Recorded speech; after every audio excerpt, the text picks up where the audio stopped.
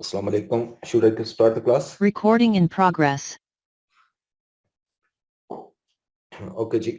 Today we are starting a very important topic, forecasting and budgeting. तो मैं जरा share करता हूँ.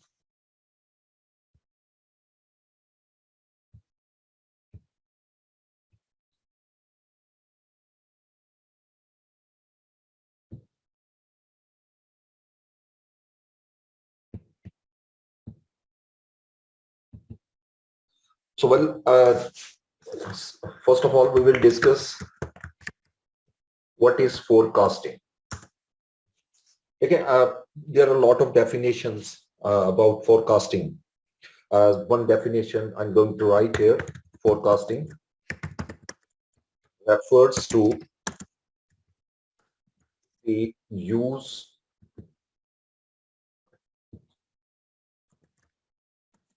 of historic data to determine the direction of the future. It's very important. अगर इसमें आप गौर कीजिएगा, इसके अंदर जो मेन एरिया है, that is कि आपने इसमें फ्यूचर को डिटरमिन करना होता है कि हमारी फ्यूचर के अंदर क्या क्या प्रेडिक्शन हो सकती है बिजनेस के हवाले से on the basis of historical data. यानी आप पहले, जैसे लास्ट लेक्चर में भी मैंने दो वर्ड यूज किए थे, इंटरपोलेशन आप पहले करते हो और इंटरपोलेशन के थ्रू आप एक ट्रेंड लाइन जनरेट करते हैं, and this trend line is used to predict the future, and that is known as forecasting. So forecasting in simple words is based on facts and figures. Yani it is basically a thing which is based on facts and figures. आप जो भी data ले रहे हैं उसका facts and figure को देखते हुए we will create trend line from past data, and this trend line is used to predict the future value. Like I intend to measure the future sales, कि हमारी जो नेक्स्ट मंथ में या next quarter में या next year में cell क्या होगी. We intend to make a sales forecast. We need a past data. अब मैं पास्ट डेटा को पहले एनालाइज करूंगा और देखूंगा कि क्या ट्रेंड क्रिएट हो रहा है. There are lot of methods, इसमें कुछ हमारे सिलेबस में भी हम डिस्कस भी करेंगे. स्टैटिस्टिकल मेथड हम यूज करेंगे और उस स्टैटिस्टिकल मेथड के थ्रू हम एक ट्रेंड लाइन जनरेट करते हैं. Whenever the trend line is generated, this trend line is used in order to predict the future value. यानी उसी ट्रेंड को मैं कंटिन्यू करूंगा और फ्यूचर वैल्यू में ले जाकर उसको प्रेडिक्ट कर दूंगा, and this is known as forecasting. ठीक. अब फोरकास्टिंग की बिजनेस कॉन्टेक्स्ट में टाइप्स कितनी है, और so for as a business point of view, यानी मैं लिखता हूं यहां from business point of view या business perspective, there are three major forecasts. First is known as demand forecast, which is also known sales forecast. किसी भी business में सबसे इंपॉर्टेंट एरिया जो सबसे पहले प्रेडिक्ट करना होता है, दैट इज सेल्स. इवन जब हम बजटिंग बनाए करेंगे, फंक्शनल बजट की तरफ जाएंगे, तो वहां पर भी हम यही पढ़ेंगे कि सबसे पहले जिस चीज को फोरकास्ट करना है प्रिंसिपल बजट फैक्टर के बाद, वो हमारा सेल्स फोरकास्ट है. अब प्रिंसिपल बजट फैक्टर क्या है वो तो हम बजट में जाकर डिटेल में डिस्कस करेंगे, लेकिन बजट जो है, sales budget is the most important, because all the activities are based on sales. Like how many units has to be produced, these are based on sales. Material cost कितनी लगेगी, this is based on production, और production is based on sale. So एक पूरा एक sequence होता है. तो सबसे इंपॉर्टेंट एरिया जो है वो सेल्स फोरकास्ट हमारी कहलाती है. ठीक है. अब सेल फोरकास्ट में हमने क्या करना है, वी हैव टू फोरकास्ट और budget is sales on the basis of past data. ठीक है. या on the basis of making a past year analysis. हम पास्ट ईयर के एनालिसिस को करेंगे और उसके बाद फिर हम उसके बेस पर फोरकास्टिंग करेंगे, ठीक है। Second forecast is known as economic forecast. There are a lot of factors which put direct impact on the business activities, and these are known as economic factors. Like these economic factors include inflation, interest rate. These are the important factors जो कि आपको account for करने हैं in order to make a forecast. ठीक है, यानी like अगर मैं फोरकास्ट कर रहा हूँ कि कॉस्ट, प्रोडक्शन कॉस्ट का, सो कितनी इन्फ्लेशन आपको फ्यूचर के अंदर प्रोडिक्ट करनी कितनी हो सकती है, तो we have to predict it. Interest rates का क्या इम्पैक्ट आपकी प्राइसेस पर आएगा, आपकी कॉस्ट पर आएगा, this is also very important. These are known as economic factors, ठीक है। These represents matters which put impact on the economy and in turn on business activities.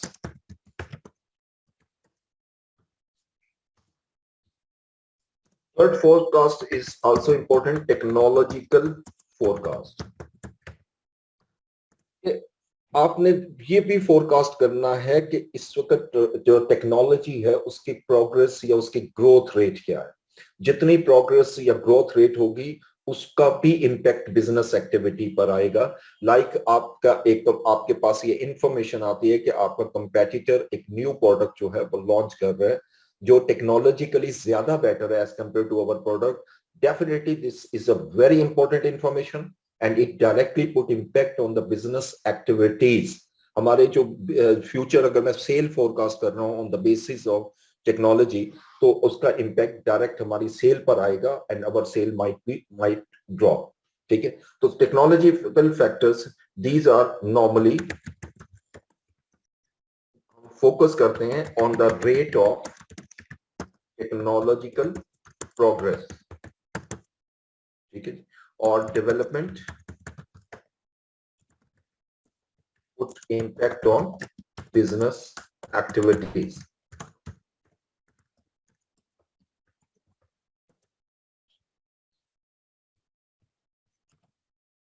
ठीक है जी, ये मैंने आपके सामने एक थोड़ा सा ब्रीफली बताया कि फोरकास्टिंग क्या होती है, ठीक है।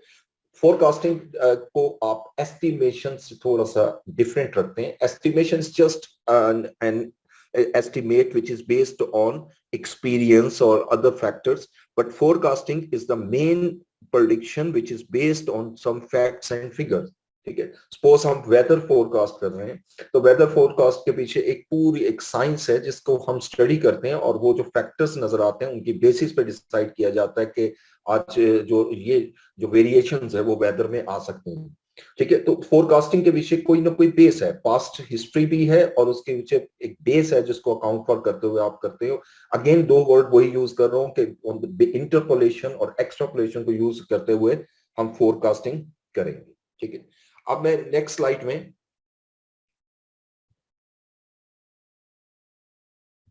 आपके पास शेयर करता हूं।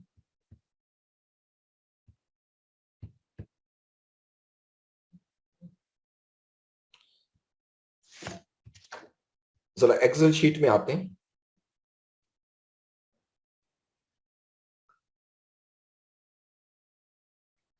और यहां पे हम पहले डिस्कस करेंगे टाइप्स ऑफ फोरकास्ट।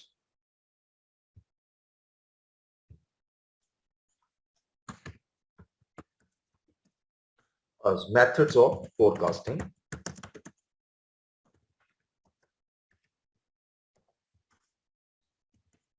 हम इन मेथड्स को दो कैटेगरी में डिवाइड करते हैं। First is the qualitative methods and other are the quantitative methods. Qualitative methods and second here quantitative methods. What are the qualitative methods और इसमें क्या क्या इंक्लूड होंगे इसको थोड़ा सा हम ब्रीफली डिस्कस करेंगे। क्वालिटेटिव मेथड्स को, qualitative methods are the methods which are based on human judgment or opinions. And it is subjective approach,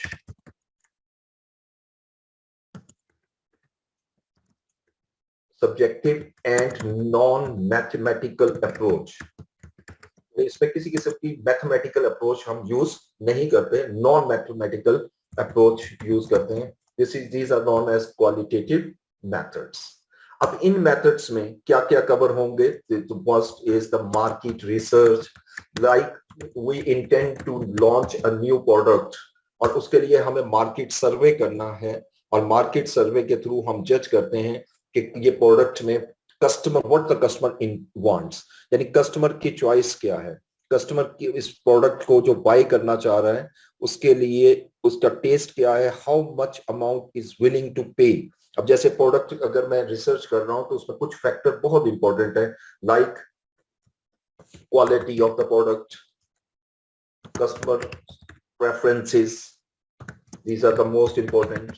and फिर हमें ये भी देखना है कि इस प्रोडक्ट की जो इलास्टिसिटी ऑफ डिमांड है वो क्या है, क्योंकि कुछ प्रोडक्ट्स होती हैं जो बहुत ज्यादा इलास्टिक होती हैं, जिसकी प्राइस के अंदर एक नॉमिनल चेंज जो है वो डिमांड पर बहुत सिग्निफिकेंट चेंज लाती है, उसको हम कहते हैं हाई इलास्टिक प्रोडक्ट्स. और ऐसी प्रोडक्ट्स जिसकी प्राइस में ज्यादा वेरिएशन आने के बावजूद जो है वो आपकी प्रोडक्ट्स की डिमांड पे बहुत ज्यादा इंपैक्ट ना हो, उसको इन इलास्टिक डिमांड कहते हैं. And this is very important in the budgeting. Elasticity of demand के साथ साथ फिर हम प्राइस के जा जाते हैं, जिसको हम ऑप्टिमल प्राइस भी कह सकते हैं. What should be the price the people are willing to pay, the customers are willing to pay. And this is based, these are the factors which must be accounted for before making a forecast. ठीक है, this is a very important. और ये mostly हम research जो है वो questionnaire के through भी करते हैं, इंटरव्यू के थ्रू भी करते हैं. ज्यादा यहाँ पर जो अप्रोच होती है वो हमारी प्राइमरी रिसर्च होती है, सेकेंडरी रिसर्च हम नहीं कर रहे होते. ठीक है, उसके बाद सेकंड जिसमें हम सेकंड मेथड हम डिस्कस करते हैं, ज्योरी ऑफ एग्जीक्यूटिव ओपिनियन. यानी हम एक्सपर्ट पर्सन जो हमारे लेवल टॉप लेवल मैनेजमेंट होते हैं, यानी टॉप लेवल मैनेजमेंट, उसका एक ग्रुप जो है वो पार्टिसिपेट करता है एंड जनरेट्स opinion या provides opinion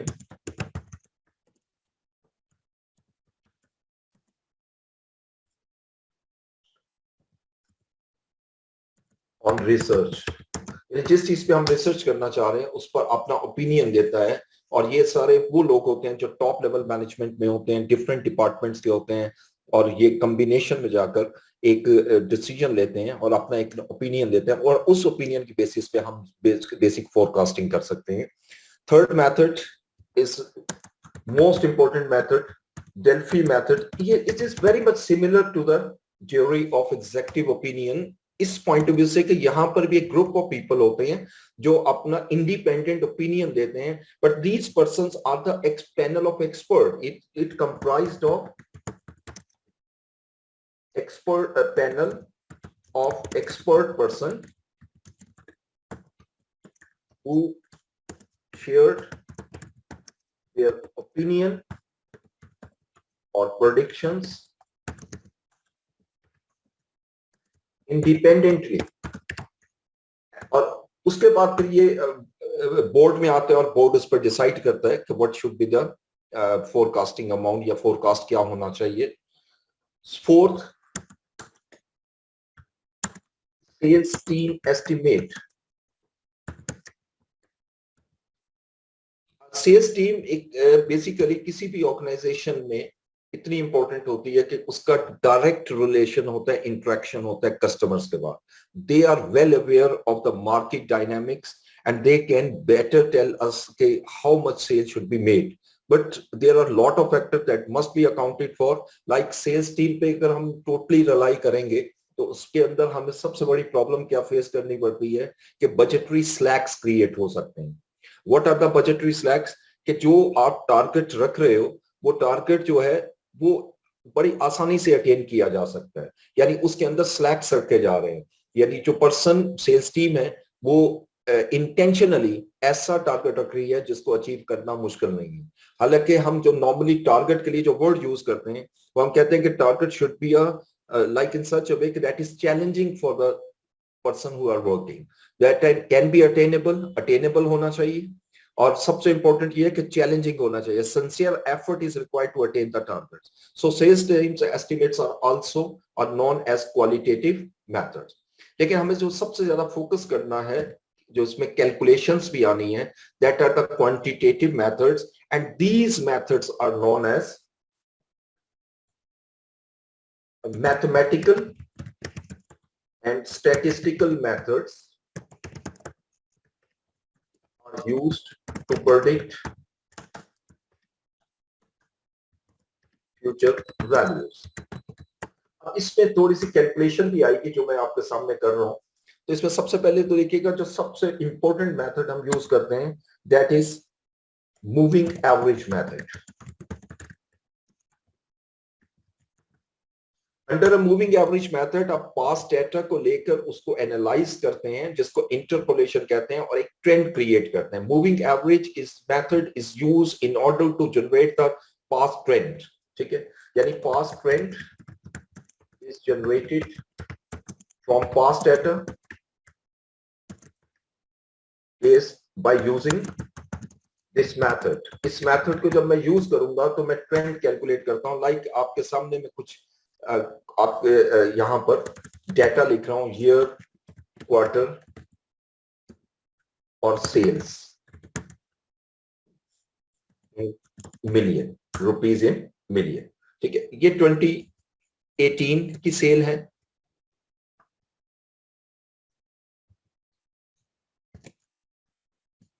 2019 and 2020.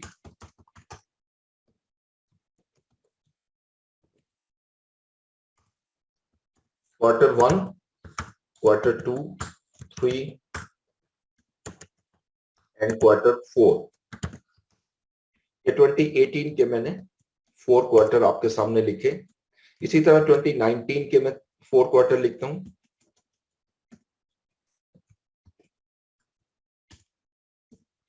2020 के 4 क्वार्टर,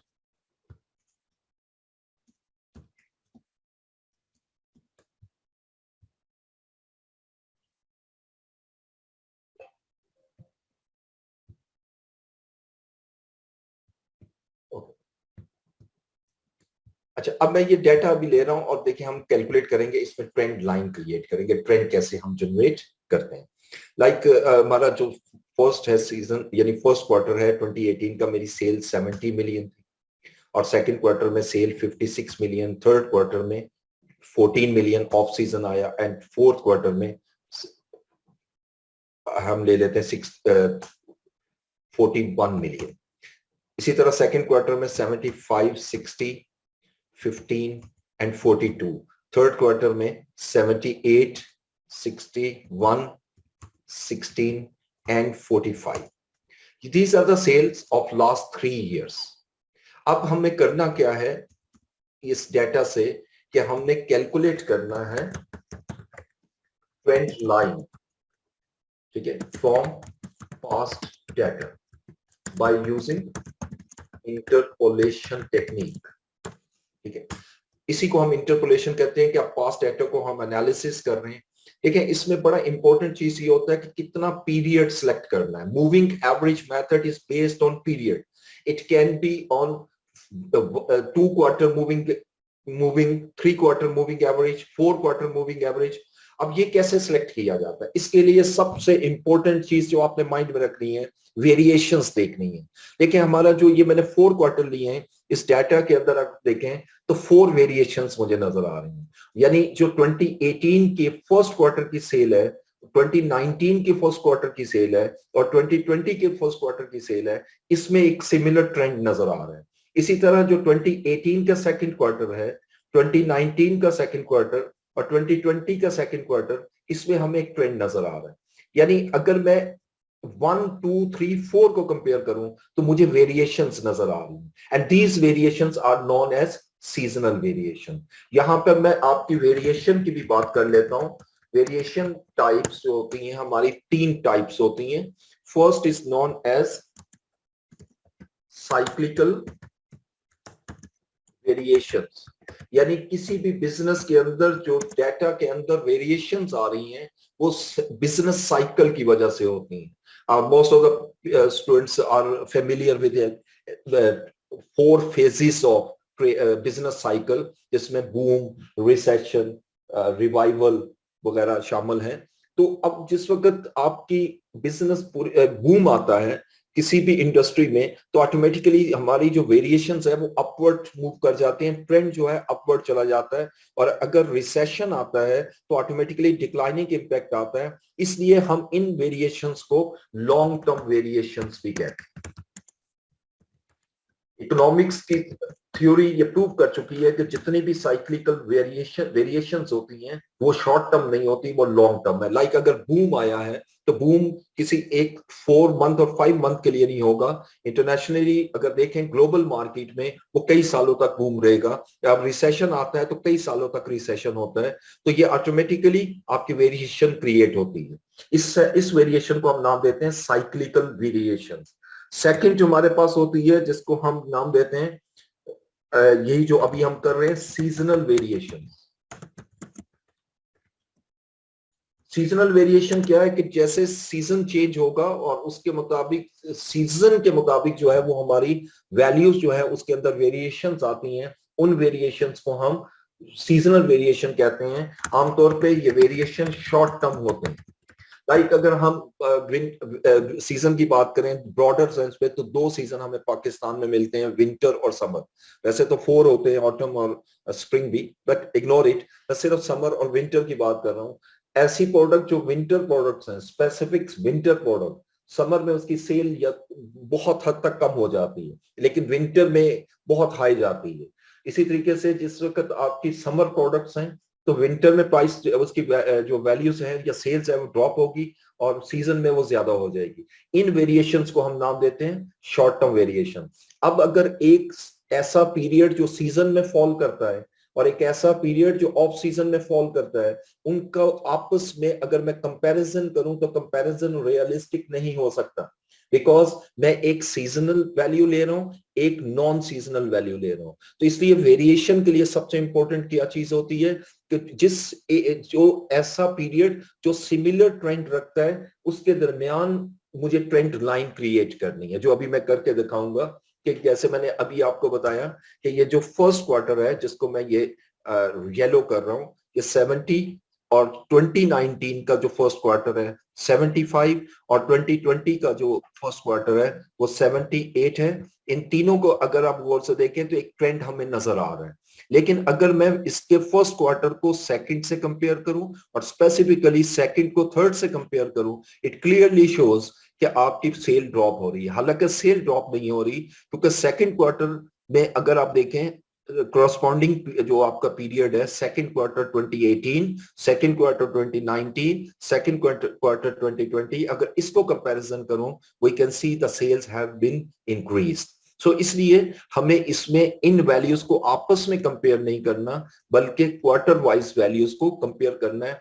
इस चीज के दरमियान लिंक क्रिएट करने के लिए सबसे बेस्ट मेथड जो होता है हमारा statistical, that is known as moving average method, जिसके अंदर जितनी भी वेरिएशंस है वो कंबाइन करके एक पीरियड में कन्वर्ट कर देते हैं।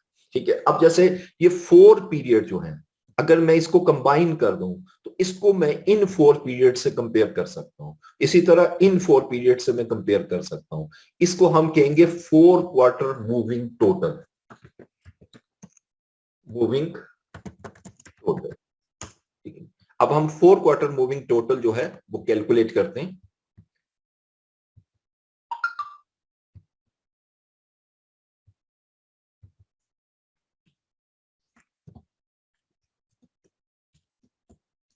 ओके, अब 4 क्वार्टर मूविंग टोटल हम कैसे निकालेंगे? इसके दरमियान मैं थोड़ा सा स्पेस दूंगा, इट्स वेरी इंपॉर्टेंट। ये हर जगह पे मैं स्पेस दे रहा हूं।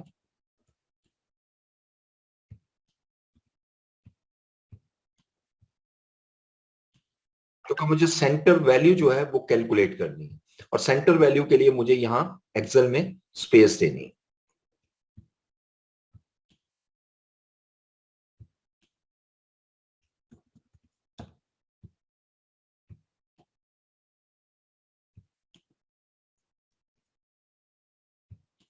ये अच्छा, मैं 4 क्वार्टर मूविंग टोटल कैलकुलेट करना चाहता हूं, तो इन 4 वैल्यू को टोटल करूंगा। इन 4 वैल्यू को, अगर इन 4 वैल्यूज को टोटल करता हूं तो इन चारों का सेंटर जो है वो सेकंड और थर्ड क्वार्टर के दरमियान में फॉल करता है, यानी 2 वैल्यूज अपवर्ड और 2 वैल्यूज डाउनवर्ड। इन दोनों वैल्यूज का जो सेंटर है वो यहां पर फॉल करेगा।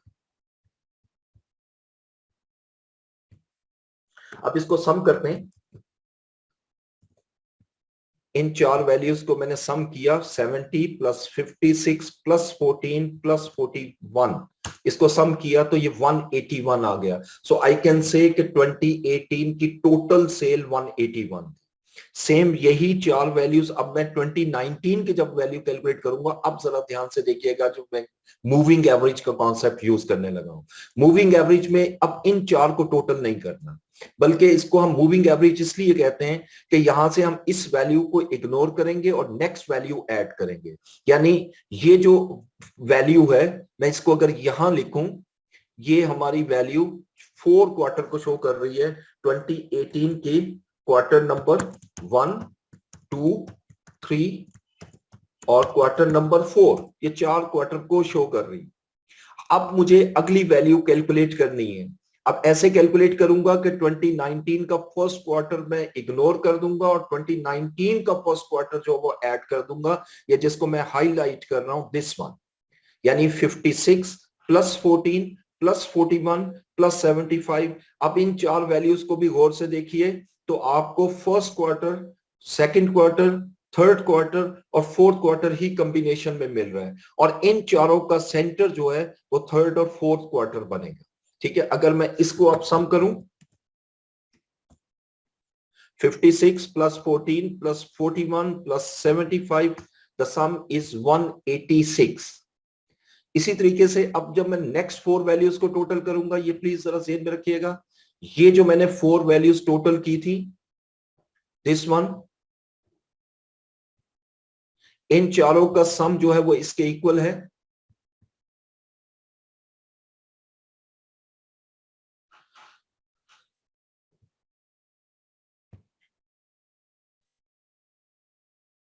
जी, तो अब इन 4 वैल्यू को जब टोटल कर रहा हूं, इसका सम जो है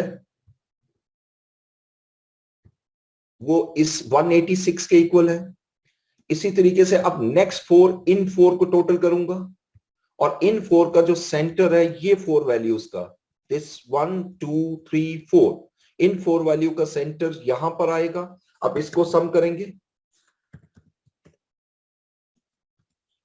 अब आप देखते जाएं कि ये मूविंग एवरेज का कॉन्सेप्ट, यानी मैं मूव करता जा रहा हूं, जिस क्वार्टर को मैं इग्नोर करूंगा, करस्पॉन्डिंग वही क्वार्टर मेरा ऐड होता जा रहा है। यानी इस वैल्यूज में अब अगर मैं ये वैल्यू देखूं, तो ये मैं कौन सी वैल्यू ले रहा हूं, 2018 का quarter number 2, 3 and 4, and then 2019 का क्वार्टर नंबर 1। तो देखें, अब भी अगर इस वैल्यू को देखते हैं तो 4 क्वार्टर हमें नजर आ रहे हैं, क्वार्टर नंबर 1, 2, 3 and 4। सेम इसी तरीके से ये वैल्यू जो 190 मैंने कैलकुलेट की, ये वैल्यू 2018 का क्वार्टर नंबर अब 2 इग्नोर करूंगा, और क्वार्टर नंबर 3 और 4, and then 2019 quarter number 1 and 2। अब देखें अगेन, ये 4 क्वार्टर हो गए। अब इसी तरीके से मैं नेक्स्ट 4 वैल्यूज, इन 4 वैल्यूज को लूंगा, 41 प्लस 75 प्लस 60 प्लस 15। अब इन चारों को टोटल किया तो ये सेंटर वैल्यू आ गई, 41 प्लस 75 प्लस 60 प्लस 15, यानी मैं मूव करता चला जा रहा हूं, और 191 वैल्यू आ गई। अब नेक्स्ट 4 वैल्यूज जो मैंने लेनी है, अब एग्जैक्टली 4 वैल्यूज जो बनेगी वो 2019 की आएंगी, दीज 4 वैल्यूज, और इसका सेंटर वैल्यू यहां पर लिखूंगा, यानी सेकंड और थर्ड क्वार्टर के दरमियान में, और ये कंटिन्यू करता रहूंगा जब तक कि मेरी सारी वैल्यूज कंप्लीट नहीं हो जाती। तो ये 192। अब मैं नेक्स्ट 4 वैल्यूज लूंगा, 60 से लेकर 78 तक, यानी मूव करता चला जा रहा हूं और इस वैल्यू को टोटल किया विच इज 195। अब देखिएगा ये अगर आपको थोड़ा सा और क्लैरिटी दूं तो लास्ट से बेशक देखिए ये 3 वैल्यूज आप लेंगे नेक्स्ट में भी, लेकिन ये वैल्यू इग्नोर करेंगे। यानी अब मैं 15, 42, 78 और 61 का सेंटर लूंगा और इसका सेंटर में जाकर सम करूंगा। ये 15, 42, 78 और 61, ये 196 आ गया। इसको भी मैं हाईलाइट कर रहा हूं। नेक्स्ट 4 वैल्यूज अगर आप देखें तो अब मेरे पास 42, 78, 61 और 16 की वैल्यूज आएंगी और इनका centre value this one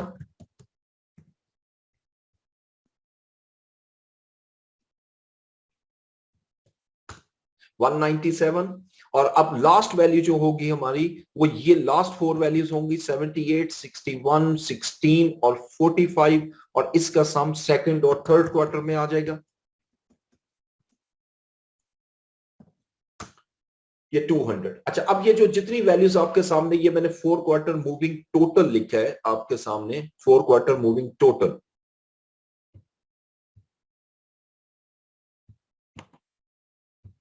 this one, ठीक है। अब देख सकते हो कि 4 क्वार्टर मूविंग टोटल में एक ट्रेंड बन चुका है, एक नजर आ रहा है। तो और इंक्रीजिंग ट्रेंड है कि 181, 186, 190 और ऑनवर्ड 197 और 200 तक जा रहा है। तो इसमें आप अगर आप देखें तो हमारी जो पहली वैल्यू है वो आपकी थर्ड क्वार्टर, सेकंड और थर्ड क्वार्टर में आ रही है। अगर लास्ट से भी देखें तो सेकंड और थर्ड पे ही क्लोज हो रही है, ठीक है। अब जैसे मैंने ये ट्रेंड कैलकुलेट किया, लेकिन ये जो वैल्यू है ये 4 क्वार्टर को रिप्रेजेंट कर रही है, ये 4 क्वार्टर को रिप्रेजेंट कर रही है, ठीक है। अब मैं इसके बाद नेक्स्ट स्टेप पे एवरेज लेता हूं।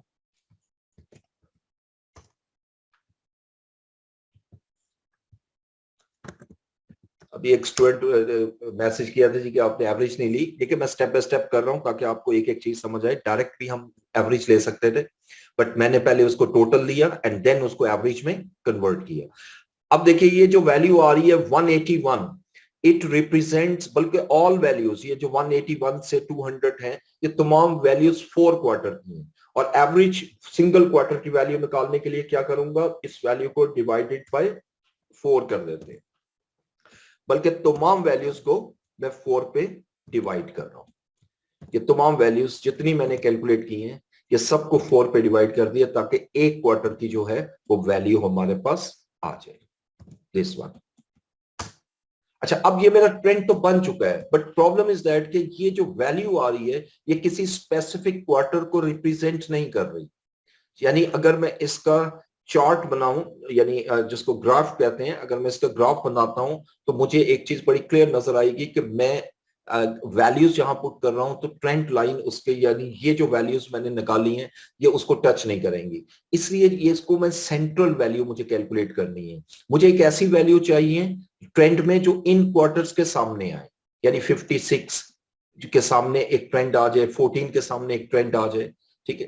तो उसको हम, उसके लिए हम क्या करते हैं कि हम अब यहां ट्रेंड लाइन लिखूंगा।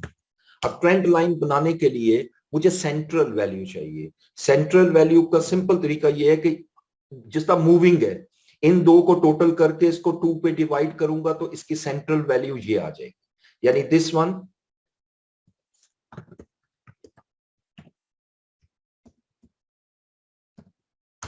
दिस वन, ये 45.8 है। अब अगली सेंट्रल वैल्यू लेनी है तो मैंने 46.5 और 47.5 का सेंटर लिया, यानी इन दो वैल्यूज को मैंने सेंटर किया और वो 47 आ गया, यानी 47 6.50 प्लस 47.50 डिवाइडेड बाय 2। सेम इसी तरह अब नेक्स्ट 2 को मैं सेंटर करूंगा, ये 47.63 और ये तमाम वैल्यूज मैं कैलकुलेट करता जा रहा हूं, दिस वन,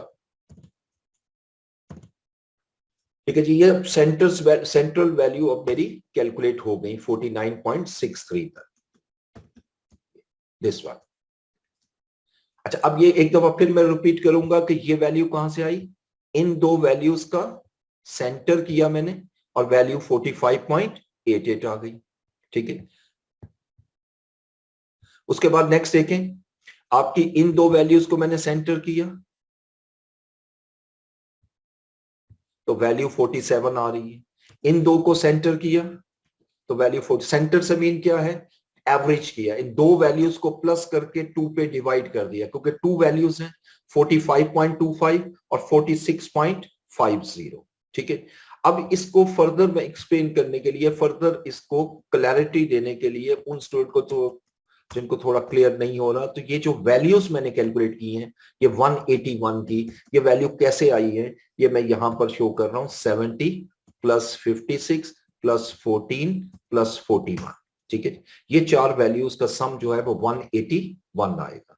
ये 186 वैल्यू कैसे आई, अब मैंने 70 को इग्नोर करना है, वही जो ऊपर चार वैल्यूज लिखी हैं उसमें 70 इग्नोर कर दूंगा, 56 प्लस 14 प्लस 41 और प्लस उससे नेक्स्ट वैल्यू जो आ रही है 75 उसको लेता जाऊंगा, मूव करता जाऊंगा और इन चारों का सम 186 आएगा। इसी तरह 190 की जो वैल्यू है ये मैंने कैसे कैलकुलेट की, अब अगेन ये जो ऊपर वैल्यू लिखी है 56 इसको इग्नोर करते हुए 14 प्लस 41 प्लस 75 और अब नेक्स्ट वैल्यू जो है 75 के बाद अगर आप देखो दिस वन, ये 60 ऐड की तो ये मेरे पास 190 आ जाएगी।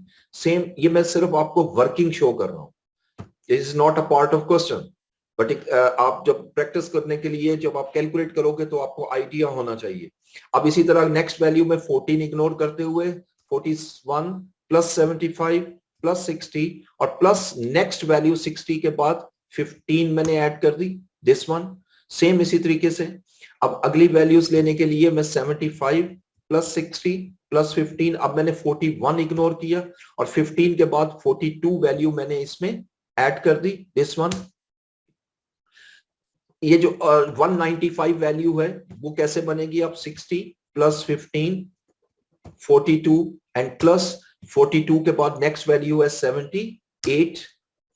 196 कैसे वैल्यू आएगी, 15 प्लस 42 प्लस 78 प्लस अब 78 के बाद नेक्स्ट वैल्यू 61 और आखिरी दो वैल्यूज रह गई, इसको भी मैं लिख देता हूं। अब इसमें 15 इग्नोर करूंगा, 42 प्लस 78 प्लस 61 प्लस 16 और लास्ट में जो वैल्यू आएगी वो 78 प्लस 61 प्लस 16 प्लस 45। अब अगर आप इन तमाम वैल्यूज को गौर से देखें तो मैं एक वैल्यू इग्नोर करता जा रहा हूं, अगली वैल्यू ऐड करता जा रहा हूं, मूव करता जा रहा हूं, मूविंग एवरेज। सेम यही कॉन्सेप्ट मैंने इन वैल्यूज के लिए अप्लाई किया, यानी ये जो 45.88 है ये वैल्यू कैसे कैलकुलेट हुई, 45.25 प्लस 46.50 डिवाइडेड बाय 2।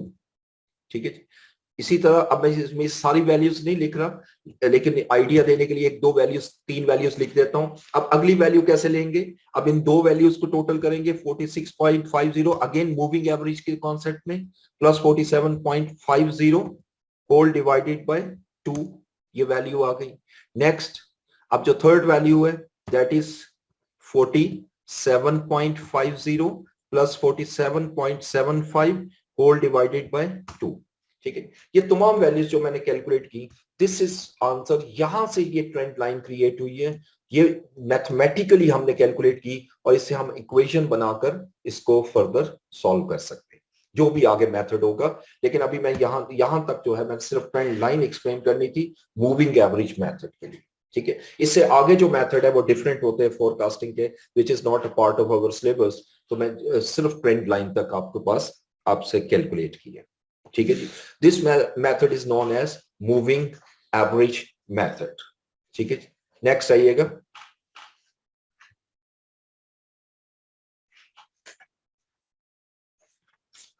ओके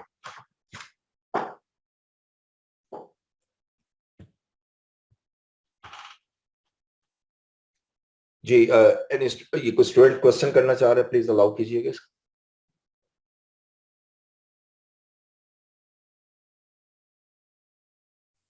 अस्सलाम वालेकुम सर, उस्मान नवाज है। जी जी Usman, are you listening me? या sir, sir I am totally unable to hear you, even I am repeatedly change the medium, even Hello. Okay. I can hear you. Sir, are you listening me? Yeah, I can listen you. Your voice Sir, I is would. clear to me.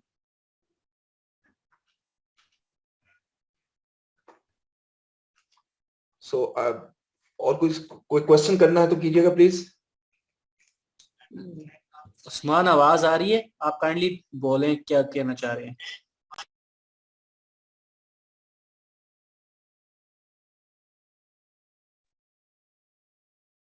Ji Usman. Sir. Ji Sir, are you listening me? Ji yes. Sir, would you please to share the worksheet in a group? Yes, absolutely. After the lecture, I will share it. Thank you. Yeah. Okay ji. Okay. Now coming to the lecture. अब हम second approach की तरफ जाते हैं. अस्सलाम वालेकुम sir. वालेकुम अस्सलाम. सर जी ये एक्सेल शीट पे सर समझ नहीं आ रहा, काइंडली आप व्हाइट बोर्ड यूज करें सर. और आपकी स्पीड सर बहुत तेज है सर, आप इतनी तेज से पढ़ा रहे हैं और अनम्यूट करते नहीं है बीच में. कोई क्वेश्चन पूछना होता है तो सर आप बोलते हैं तो वो आगे से कोई जवाब ही नहीं आता सर मैसेज में. Okay. अच्छा ठीक हो गया. अब मैं शायद मेरी थोड़ी सी एक्सेल पे स्पीड तेज है तो मैं जरा स्लो कर लेता हूँ. That doesn't matter. और मैं थोड़ा सा स्लो बोल लेता हूँ. और जो ये कैलकुलेशंस है ना, अगर मैं बोर्ड पे करूंगा तो it is not easy for to solve. और I think Excel is the best media जिसमें मैं आपको ये सारा समझा सकता हूँ. और फिर भी अगर जहां मसला हो तो आप क्वेश्चन कर लें. तो म्यूट तो होता है लेकिन आप मैसेज कर देंगे तो आई सी और रिक्वेस्ट करूंगा मैनेजमेंट से वो अलाउ कर देंगे. ठीक है.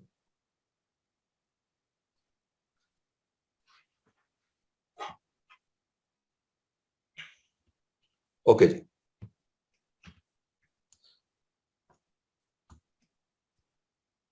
जी अच्छा मैं कंटिन्यू कर रहा हूँ. This one is the first method, moving average method. Sir मेरा एक सवाल है. जी सर इस ट्रेंड लाइन से आप ग्राफिक ट्रेंड लाइन बना सकते हैं? थोड़ा सा हमें क्लियर हो जाएगा. ग्राफिकली आप कह रही हैं? हाँ, एक ग्राफ क्रिएट कर दीजिए इसमें से. अच्छा अब इसमें तो मुझे बोर्ड में करना पड़ेगा.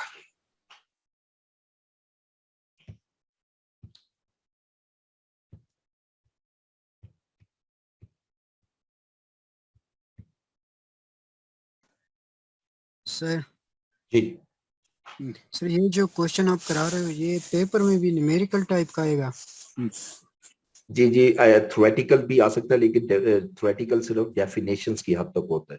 ठीक है कि फोरकास्टिंग क्या है, इसकी टेक्निक्स क्या है और what is the difference between forecasting and budget. जब हम आगे जाएंगे तो हम वो भी थोड़ा सा डिस्कस करेंगे. तो लेकिन ज्यादा इसमें जो क्वेश्चंस पास पेपर्स में आ रहे हैं न्यूमेरिकल, मैं आज आपके साथ आफ्टर लेक्चर जो है मैं वो शेयर करूंगा आपको क्वेश्चंस भी. ठीक है. जो क्वेश्चंस पास पेपर्स के हैं और कुछ क्वेश्चन मैं आप लोगों के लिए बना रहा हूँ वो इंशाल्लाह नेक्स्ट क्लास तक मैं आपको इस चैप्टर के क्वेश्चंस भी दे दूंगा एग्जाम लेवल के. ठीक है. और एक आप लोगों के लिए ये जो नोट्स हैं वो भी शेयर कर दूंगा इस चैप्टर के बाद, आप इसको स्टडी कर लीजिए. ओके अब इसको ग्राफिकली प्रेजेंट करना है. Okay wait for minute.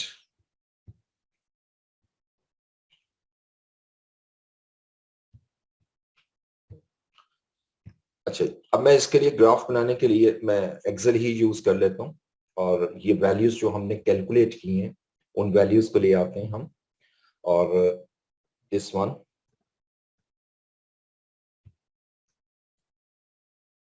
2018 का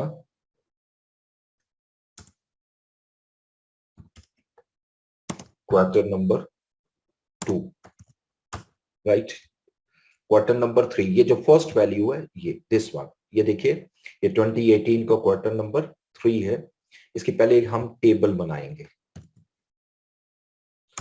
जरा थोड़ी सी क्लैरिटी में मैं इसको अलग कर रहा हूं ताकि आपको एक टेबल नजर आए. ये ट्रेंड लाइन आ गई. अब इसी तरीके से मैं 2018 के क्वार्टर नंबर 4 में आता हूं और क्वार्टर नंबर 4 की जो वैल्यूज है, वैल्यू हमने कैलकुलेट की है दैट इज 47. जी मैंने लिंक कर दी। उसके बाद 2019 का फर्स्ट क्वार्टर आएगा, क्वार्टर 1, और इसकी वैल्यू जो हमने कैलकुलेट की है वो 47.63। Then 2019 quarter 2 and the value is 47.88। ये 8 वैल्यूज हैं टोटल, ठीक है। मैं इन सारों को आपके सामने लिखता जा रहा हूं। क्वार्टर 3 और इसकी वैल्यू हमने कैलकुलेट की है 48.38। देन 2019 क्वार्टर नंबर 4 और इसकी वैल्यू जो है वो 48.88। अब ये 6 वैल्यूज हो गई। We have just 2 more values, 2020 quarter number 1st, और कोई भी वैल्यू जो मैं लिंक कर रहा हूं आप देख सकते हैं उसी क्वार्टर का मैं रेफरेंस दे रहा हूं। This one 49.213 and 2020 quarter number 2 और इसकी जो वैल्यू है 49.63। ये ट्रेंड लाइन मैंने आपके सामने बिल्कुल यहां पर ले आया। ये हमारा ईयर एंड क्वार्टर है और ये ट्रेंड लाइन। अब इसके लिए मैं यहाँ पर एक्सेल टूल अगर यूज करूं, वैसे तो ग्राफ बनाने के लिए तो पूरा चार्ट चाहिए, it's very easy to prepare. तो मैं यहां से इसको लाइन चार्ट इसको सिलेक्ट कर लेते हैं।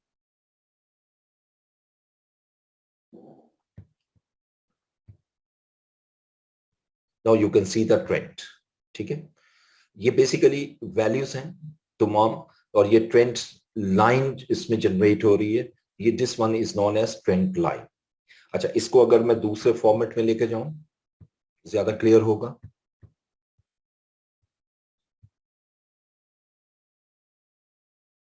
दिस वन, ठीक है।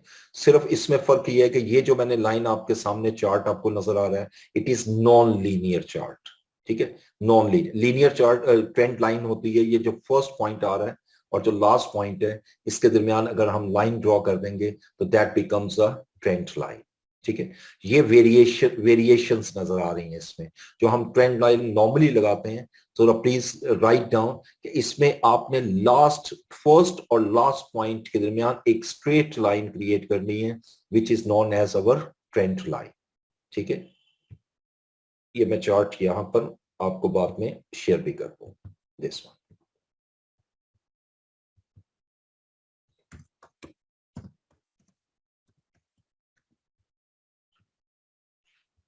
ठीक है जी। ये this is the first method जिसके थ्रू हम ट्रेंड निकालते हैं। अच्छा, अब जो मैं थोड़ा सा आपको यहाँ और एक चीज ऐड कर दूं, जब हम फोरकास्टिंग करते हैं तो हम क्या करते हैं कि इस ट्रेंड लाइन ये क्रिएट करते हैं। जैसे मैंने आपको बताया कि ये जो फर्स्ट पॉइंट है और जो लास्ट पॉइंट है इसमें एक लीनियर रिलेशन क्रिएट करते हैं, एक स्ट्रेट लाइन क्रिएट करेंगे और उसी लाइन को मैं आगे अगर मूव करता चला जाऊं तो वो फोरकास्टिंग होगी उसी ट्रेंड को, ठीक है। तो पास्ट डेटा से हम ट्रेंड जनरेट करते हैं, उसी ट्रेंड को एक्सट्रापोलेट करते हैं और वहां से हम फोरकास्टिंग करते हैं। और इन फोरकास्टिंग के लिए हमारे पास जो मेथड्स नॉर्मली होते हैं, मैंने अभी बताया कि आपके सिलेबस का पार्ट नहीं है, that is additive and multiplicative models हम लगाते हैं और उसके थ्रू हम इसको कैलकुलेट करते हैं। अब सेकंड मेथड में आएंगे जो ये हमारा न्यूमेरिक या मैथमेटिकल या क्वांटिटेटिव टेक्निक जो है, उसमें हमारा जो second method is the most easiest method, that is naive approach, ठीक है। This is a very simple approach.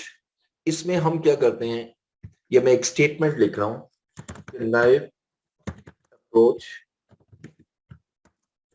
assumes that demand in next period is same as demand in the most recent period, ठीक है। यानी mean अगर एक cell आपकी जनवरी की है, वही सेल जो है वो फोरकास्ट हो जाएगी फरवरी की। यानी it assumes that demand in the next period is same as demand in the most recent period. Like हमारा मोस्ट रीसेंट पीरियड जो है ये जनवरी है, ठीक है। अब जनवरी की हम फोरकास्ट करेंगे, यहां पर एक्चुअल डाटा है और यहाँ पर फोरकास्ट है. Assuming we are discussing about sales in rupees million. ठीक है. अब जनवरी का मंथ जो है इसको यहां लाते हैं. These are months. ये टेबल सी बन जाएगी. अगर जनवरी की सेल हमारी 250 मिलियन है तो मैंने फोरकास्ट ऑब्वियसली फरवरी को करना है. तो जनवरी का फोरकास्ट तो दिसंबर पे बेस करेगा. यहां से फोरकास्टिंग शुरू करूंगा. नई अप्रोच जो है वो सिंपल ये कहती है कि जो जनवरी का एक्चुअल है that will be the forecast of February. यानी ये फरवरी का फोरकास्ट होगा. और जो फरवरी की सेल है सपोज 260 वो मार्च का फोरकास्ट होगा. It's a very simple technique. ठीक है. Which is not you can say more realistic in the seasonal industry. जहां सीजनल इंडस्ट्री होती है वहां पर ज्यादा बेटर ट्रेंड ये नहीं दे रहा होता. तो इसमें एक दो फिर स्टेटमेंट देखें. Naive approach assumes that demand in the next period is same as demand in the most recent period. ठीक है. तो उसके ऊपर बेस कर दी जाएगी. एक वैल्यू और अगर लूं तो लाइक मार्च की हम सेल एक्चुअल जो है वो 275 है तो अप्रैल का जो फोरकास्ट है वो भी 275 होगा. यानी प्रीवियस वैल्यू को बेस करते हुए हम जो वैल्यू लेंगे that is known as approach. ठीक है.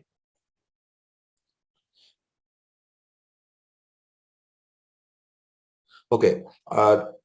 एक स्टूडेंट ने क्वेश्चन किया कि is there any time limit on seasonal variations means total time of all seasons. ठीक है.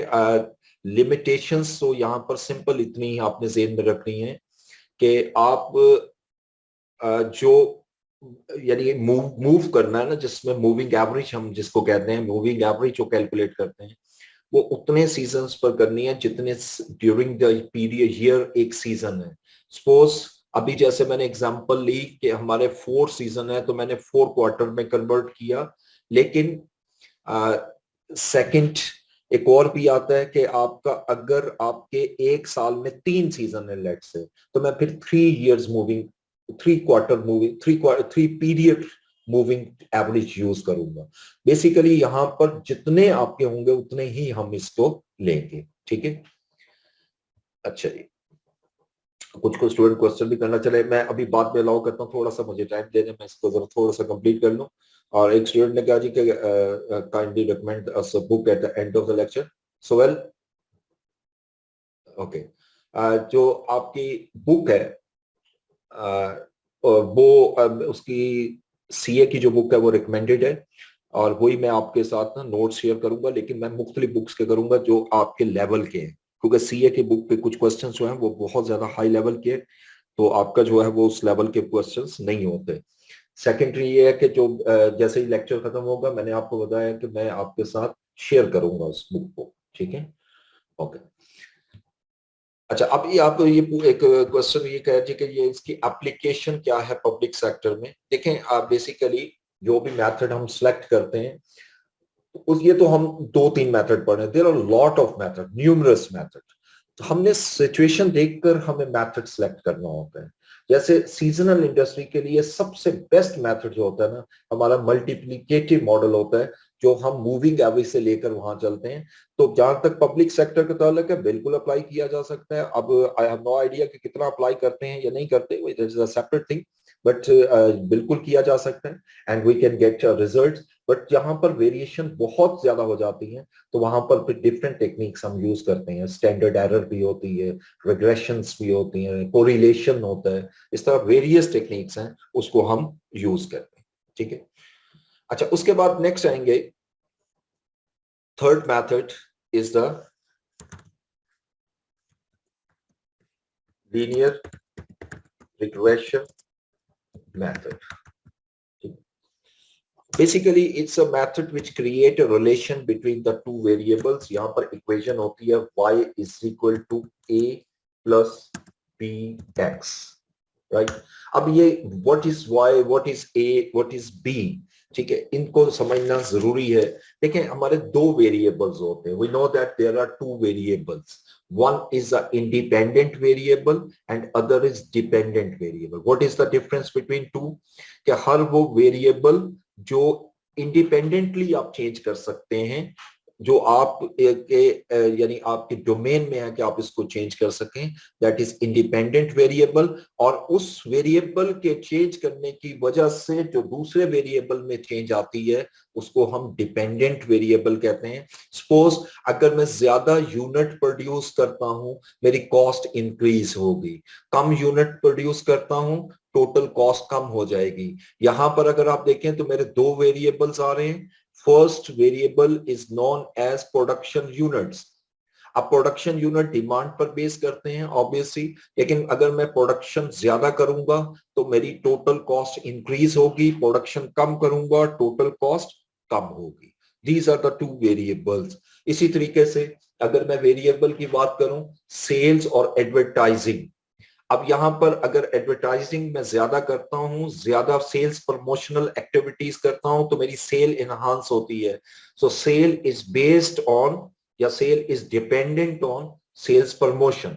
ठीक है, इट मींस का sale promotion is independent variable whereas sales is dependent variable. तो ये हमारे दो वेरिएबल्स होते हैं। तो इस इक्वेशन में दोनों वेरिएबल्स हमारे पास मौजूद हैं। y स्टैंड्स फॉर, यानी y मींस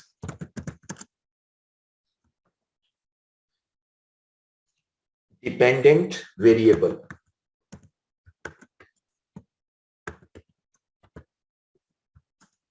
और x means independent variable.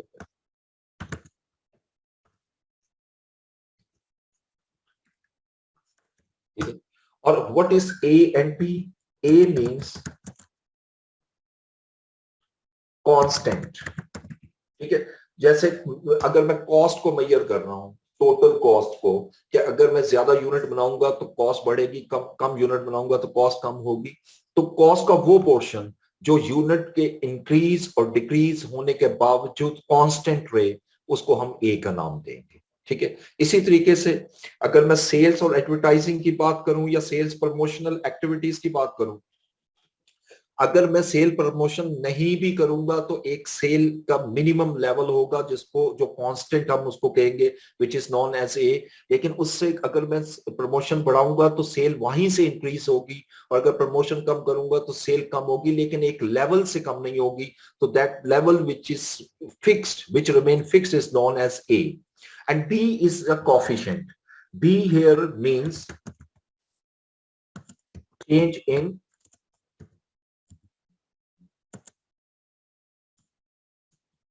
Rate of change in variable, यानी जो भी वेरिएबल है उसके अंदर कितनी चेंज आ रही है, उसका जो रेट है उसको हम बी कहते हैं। अगर मैं इसको कॉस्ट के कॉन्टेक्स्ट में बताऊं तो ए और b is a very simple.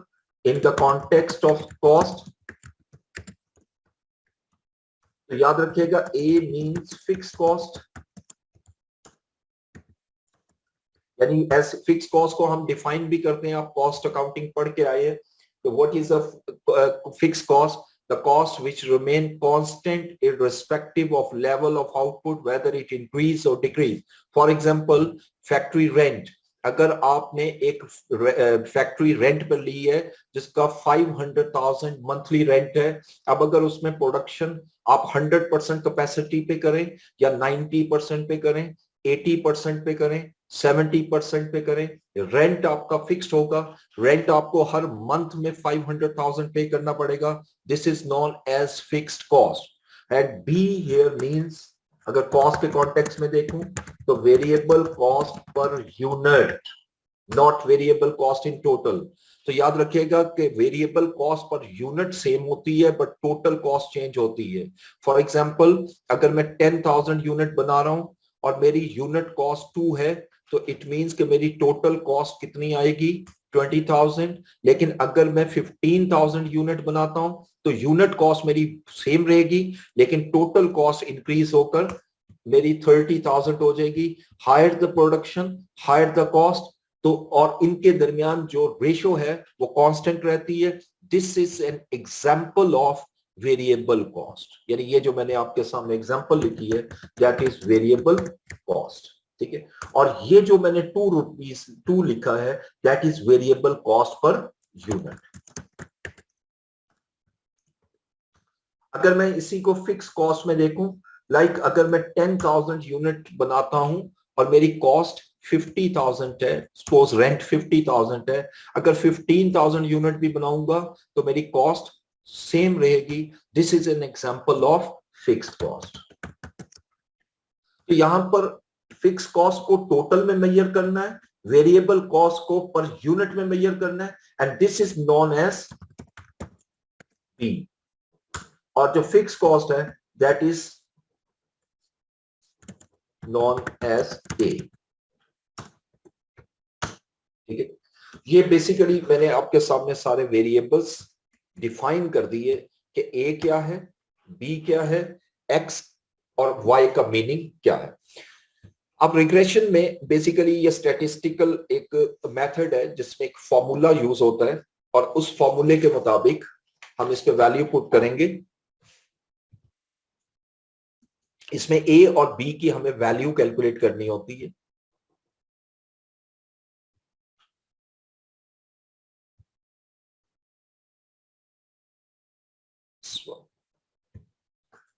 B ए का जो फॉर्मूला होता है that is equal to sum of y. इसको मैं इस कॉन्टेक्स्ट में लिख रहा हूं, sum of y divided by N.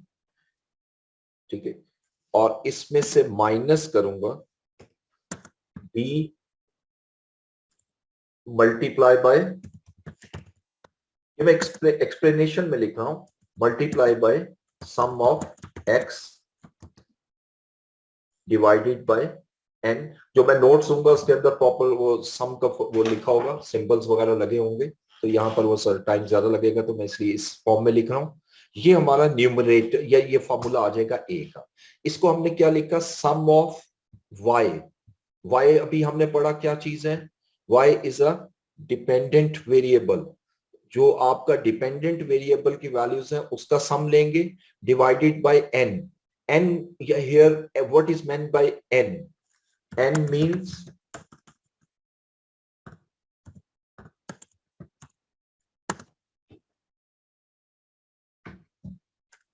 number of pairs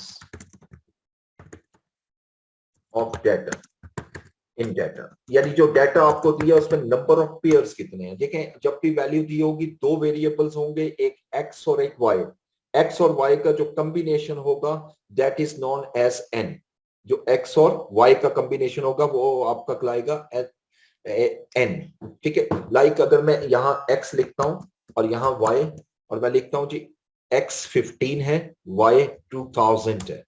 अगर मैं ये वैल्यू लिखता हूं तो ये 1 यहां पर n2 नहीं कहलाएगा, n1 कहलाएगा. Number of pairs in data, कि जितने डाटा में पेयर्स हैं x और y, ठीक है, ये दोनों को कॉम्बिनेशन में n कंसीडर किया जाता है. ठीक है, this is the formula which is used for a. और जहां तक b का फॉर्मूला है, it's a lengthy formula. b is equal to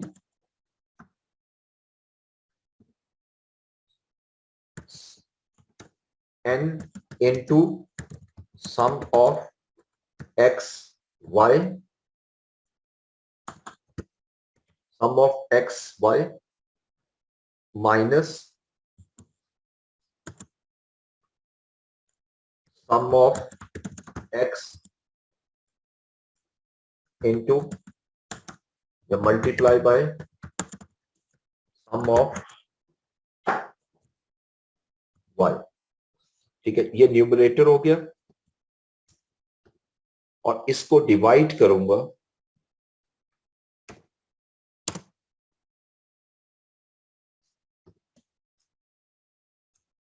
n into sum of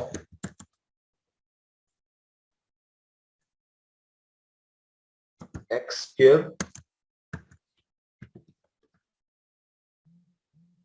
minus sum of x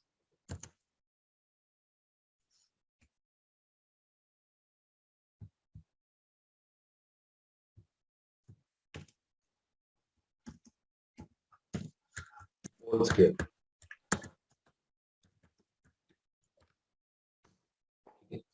This is the value of b.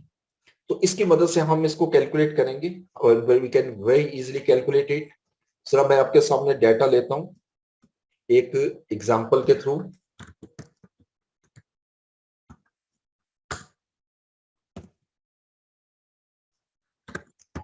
A company has recorded the following output levels and associated costs in past 6 months। ठीक है, और ये last 6 months का data हम ले रहे हैं। यहां पर month, output in units and cost. जनवरी, फरवरी, मार्च, अप्रैल, मई एंड जून। ये 6 मंथ का है। लाइक आउटपुट हमारी 6.8 है, 8.7, 9.2, 7.1, 7.5 एंड 8.5। ठीक है, ये सारा इन मिलियंस है। ये जो मैंने डाटा आपके सामने लिखा ये सारा इन मिलियंस है। आउटपुट इन मिलियन।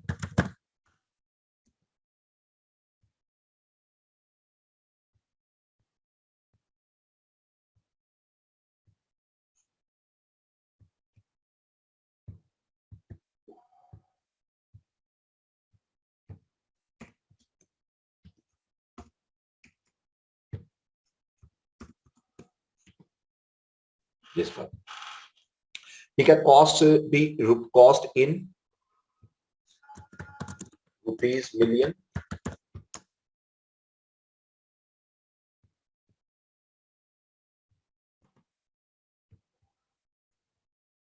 ठीक है जी, और ये कॉस्ट हमें दी हुई है इसने 42.3, 48.1, 50.7, 42.6, 46.5, 48.2। ये डाटा है। ये इतना हिस्सा जो मैं हाईलाइट कर रहा हूं यहां तक, this is the data, data given in question. अब जब हम इसको सॉल्व करेंगे तो हमें पहले वेरिएबल्स डिफाइन करने हैं कि इसमें जो वेरिएबल डिपेंडेंट कौन सा है, इंडिपेंडेंट कौन सा है। ठीक है, तो ऑब्वियसली आउटपुट और cost, whether cost is based on output or output is based on cost, is very obvious cost is based on output। ठीक है, तो यानी ये कॉस्ट जो है वो आउटपुट पर बेस करती है। इसका मतलब है कि ये कॉस्ट जो है, जैसे मैंने ऊपर लिखा था कि ये हमारा डिपेंडेंट वेरिएबल है। ठीक है, और डिपेंडेंट वेरिएबल को ये देखिए, जैसे मैंने लिखा था डिपेंडेंट वेरिएबल को हम क्या उसको देंगे नेम y। अब यहां पर मैं एक x और y के लिए एक कॉलम देता हूं। So output will be considered as x and cost is considered as y। अब मुझे जो कैलकुलेशन करनी है बेसिकली वो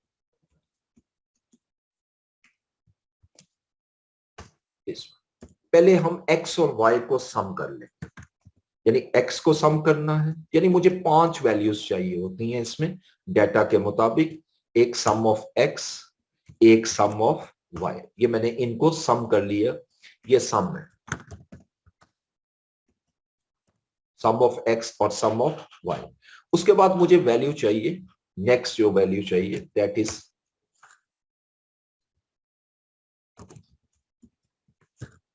x स्क्वायर। ठीक है, x स्क्वायर चाहिए।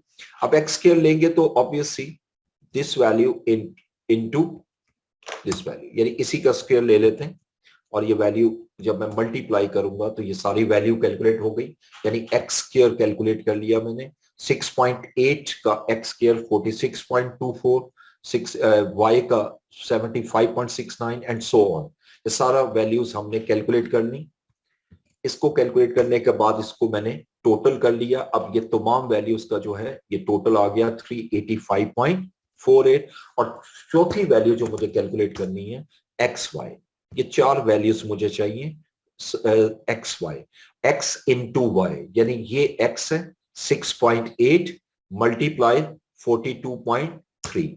अब इसको मल्टीप्लाई किया तो 287.64। ये तमाम को जब मैं मल्टीप्लाई करूंगा, मैं एक एक वैल्यू इस तरह मल्टीप्लाई कर रहा हूं, ठीक है। जब मैं मल्टीप्लाई करूंगा, अब 7.10 मल्टीप्लाई 42.6, तो ये वैल्यू आ गई।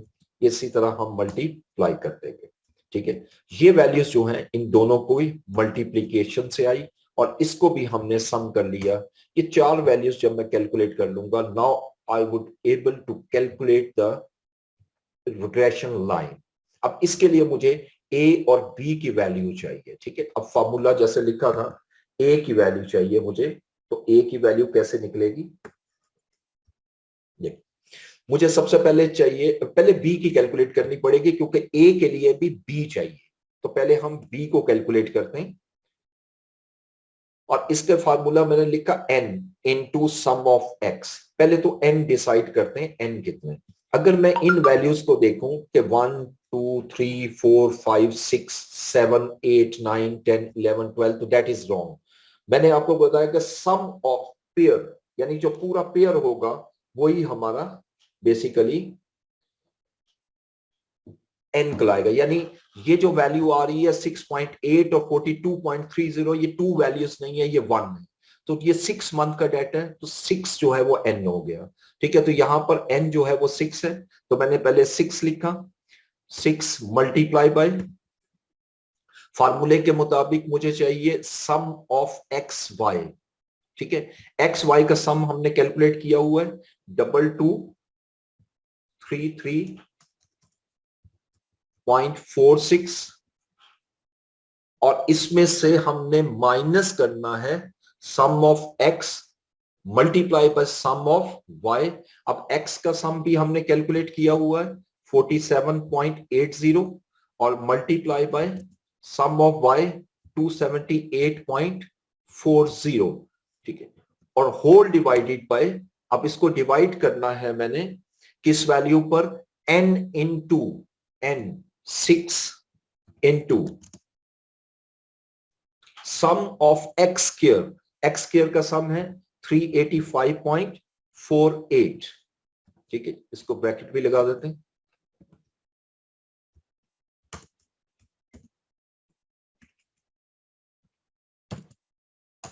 सिक्स इंटू 4.58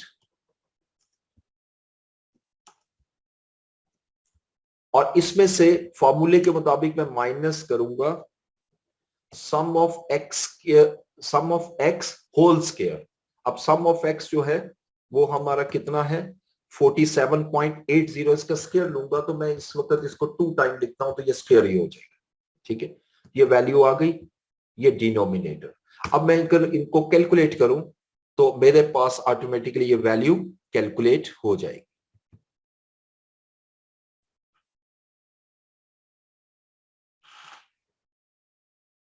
ओके, देखिए ये 2-3 क्वेश्चन में आंसर दे दूं। एक तो क्वेश्चन है कि कैफेट की बुक अपने यूज कर रहे हैं। यस, कैफेट की बुक हम यूज करेंगे ज्यादातर, लेकिन कुछ टॉपिक उसमें नहीं है तो वो दूसरी बुक से लेंगे।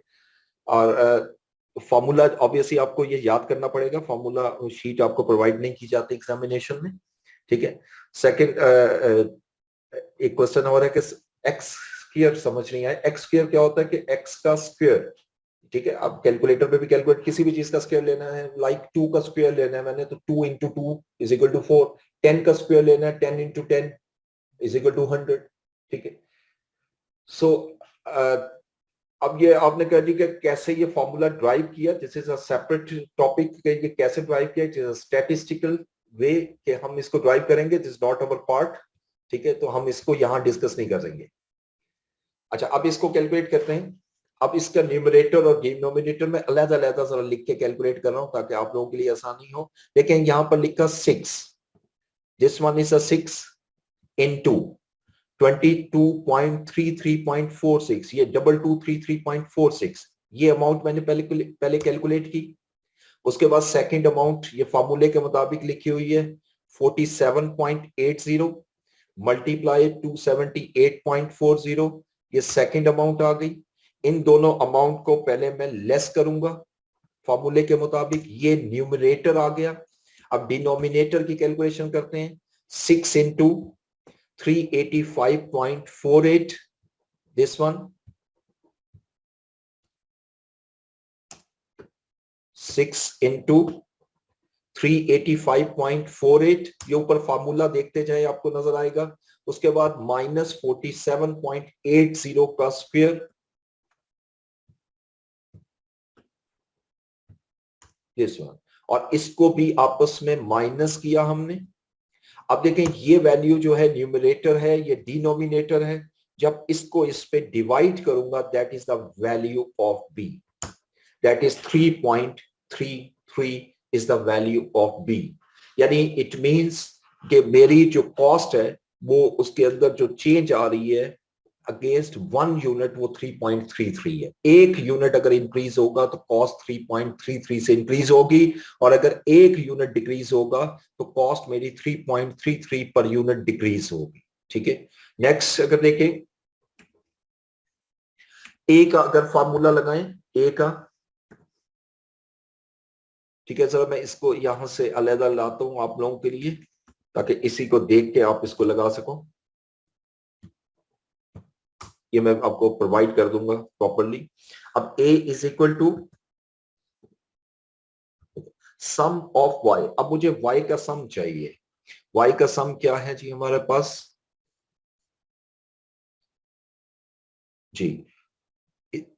13, ये वैल्यू देखिएगा यहां से, y का सम है 278.40। ठीक है जी, ये सम ऑफ y है और divided by n। 278.40 divided by n, और n हमारा हमने कैलकुलेट किया है, दैट इज इक्वल टू 6। ठीक है, ये न्यूमरेटर आ जाएगा।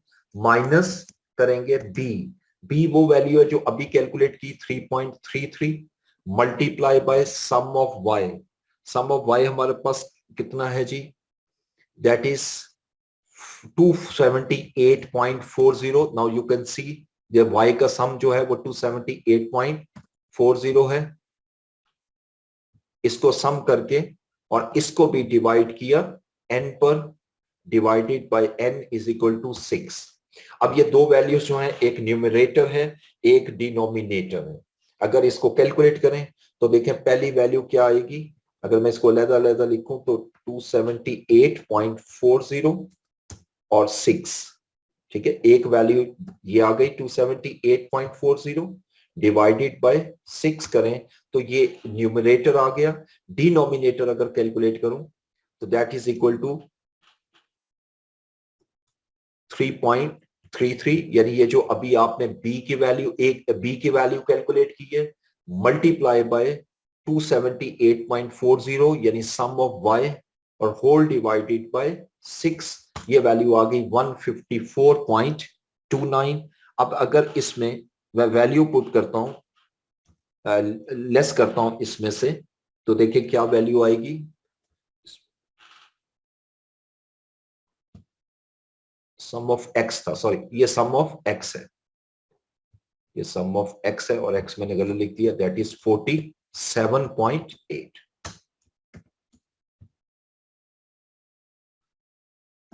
ये दोबारा देख लें, 3.33 multiply by sum of x whole divided by 6, ये दूसरी वैल्यू आ गई। अब इसमें इसको जब मैं माइनस करूंगा इन दोनों वैल्यूज को, 46.40 minus 26.48, 19.91 is the value of A. this one, ये मैंने इसको बोल्ड किया, और यहां से ये वैल्यू ऑफ B है। जब ये दोनों आ गई तो what is the regression equation? y is equal to A plus bx। अब अगर इसमें मैं वैल्यू पुट करूं तो y is equal to A अभी हमने कैलकुलेट किया 19.91 प्लस b 3.33 into x। ठीक है, this one is the regression equation.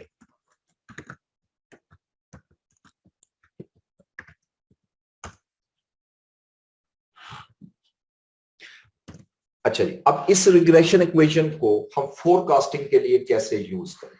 ठीक है, सपोज हमें वो एग्जामिनर ये कहता है कि कैलकुलेट फोरकास्टेड कॉस्ट ऑफ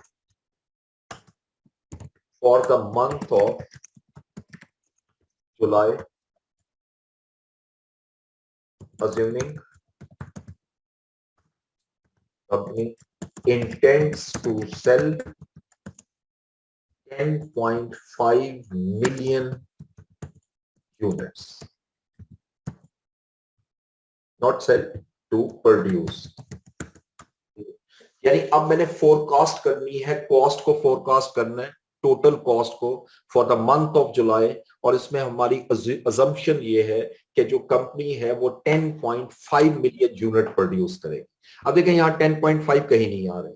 अब मैं क्या करूंगा कि ये जो 10.5 है ये यूनिट्स हैं, और यूनिट्स को हमने अज्यूम किया x, ठीक है। तो यहां पर हम कहेंगे x इज इक्वल टू 10.5, यानी अगर 10.5 है x, तो अब मैं ये वैल्यू इसमें पुट करूंगा तो देखिए मेरी इक्वेशन क्या बनेगी, y is equal to, y मैंने फाइंड करना है total cost 19.91 plus 3.33 into x की जगह मैं पुट करूंगा 10.5।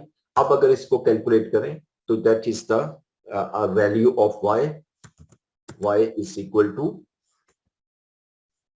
द वैल्यू क्या आएगी 3.33 into 10.5 and plus 19.91। अब कैलकुलेटर पे सॉल्व करोगे तो 54.88 विल बी द आंसर। यानी अगर मैं जुलाई के मंथ में 10.5 मिलियन यूनिट सेल करता हूं तो कॉस्ट 54.88 होगी। अब एक चीज जरा गौर से देखिए कि मेरे यहाँ पर मैक्सिमम यूनिट थे 9.2 मिलियन और कॉस्ट 50 थी। अगर यूनिट 9.2 से बढ़ेंगे तो कॉस्ट इंक्रीज होगी। अब एक मैं और वैल्यू लूंगा और अगस्त की जाकर मैं मिनिमम को भी प्रूव कर सकूं आपको। और अगर मैं ये कहता हूं जी कि हम मिनिमम 6 मिलियन शेयर बना रहे हैं, यानी अगर मैं लिखता हूं calculate forecasted value for the month of August, assuming company intends to produce 6 million units, यानी कंपनी अगर 6 मिलियन यूनिट प्रोड्यूस करना चाहती है तो उस वक्त उसकी वैल्यू क्या होगी। तो अब यहां पर हम x पुट करेंगे, इक्वेशन में x को लेंगे 6, और जब मैं y की वैल्यू कैलकुलेट करना चाहता हूं तो y is equal to same equation use करूंगा 19.91 plus 6 into x, 3.33 into x, और x हमने अभी क्या लिया है 6। अब अगर इसके मुताबिक कैलकुलेट करें तो y की वैल्यू क्या बनेगी 3.33 इंटू 6 प्लस 19.91, तो टोटल कॉस्ट आएगी 39.89। अब जरा चेक करते हैं कि यहां पर मिनिमम थी मेरे पास 6.8 और कॉस्ट थी 42.3। अगर 6.8 से कम यूनिट होंगे तो मेरी कॉस्ट 42.3 से कम हो जाएगी। Now you can see the cost कम होकर 39.89 आ गई। तो ये एक ट्रेंड लाइन ऑटोमेटिकली क्रिएट करता है कि जितनी आपके यूनिट्स बढ़ते जाएंगे आपकी कॉस्ट इंक्रीज होती जाएगी, जितनी आपके यूनिट्स कम होते जाएंगे उतनी कॉस्ट हमारी कम होती जाएगी। ठीक है, अब इसके बाद एक मेथड मैं और कराऊंगा फिक्स्ड और वेरिएबल को सेपरेट करने के लिए, सेग्रीगेट करने के लिए। ठीक है, देखिए हमारी आपने पढ़ा हुआ है, ये कॉस्टिंग में पढ़ा क्योंकि हमारी आगे बजटिंग में ये बहुत ज्यादा यूज होगा। द टाइप्स ऑफ कॉस्ट थोड़ा सा रिवाइज करना चाह रहा हूं जो आपने पढ़ा हुआ है। देयर आर, यानी जिसको बिहेवियरल इंपैक्ट कहते हैं, इंपैक्ट ऑफ कॉस्ट। एक आपने पढ़ा हुआ है fixed cost. What is a fixed cost? इसको हम क्या डिफाइन करते हैं? अगर मुख्तसर डिफाइन करूं, the cost remained constant irrespective of units produced यानी अगर मैं यूनिट जो प्रोड्यूस कर रहा हूं, कम यूनिट प्रोड्यूस करूं या ज्यादा यूनिट प्रोड्यूस करूं, मेरी कॉस्ट जो है वो कांस्टेंट रहे, उसको हम नाम देते हैं फिक्स कॉस्ट। सेकंड कॉस्ट हमने पढ़ा था, कॉस्टिंग में आप पढ़ के आए हो, variable cost. What is the variable cost? The cost tends to change with level of output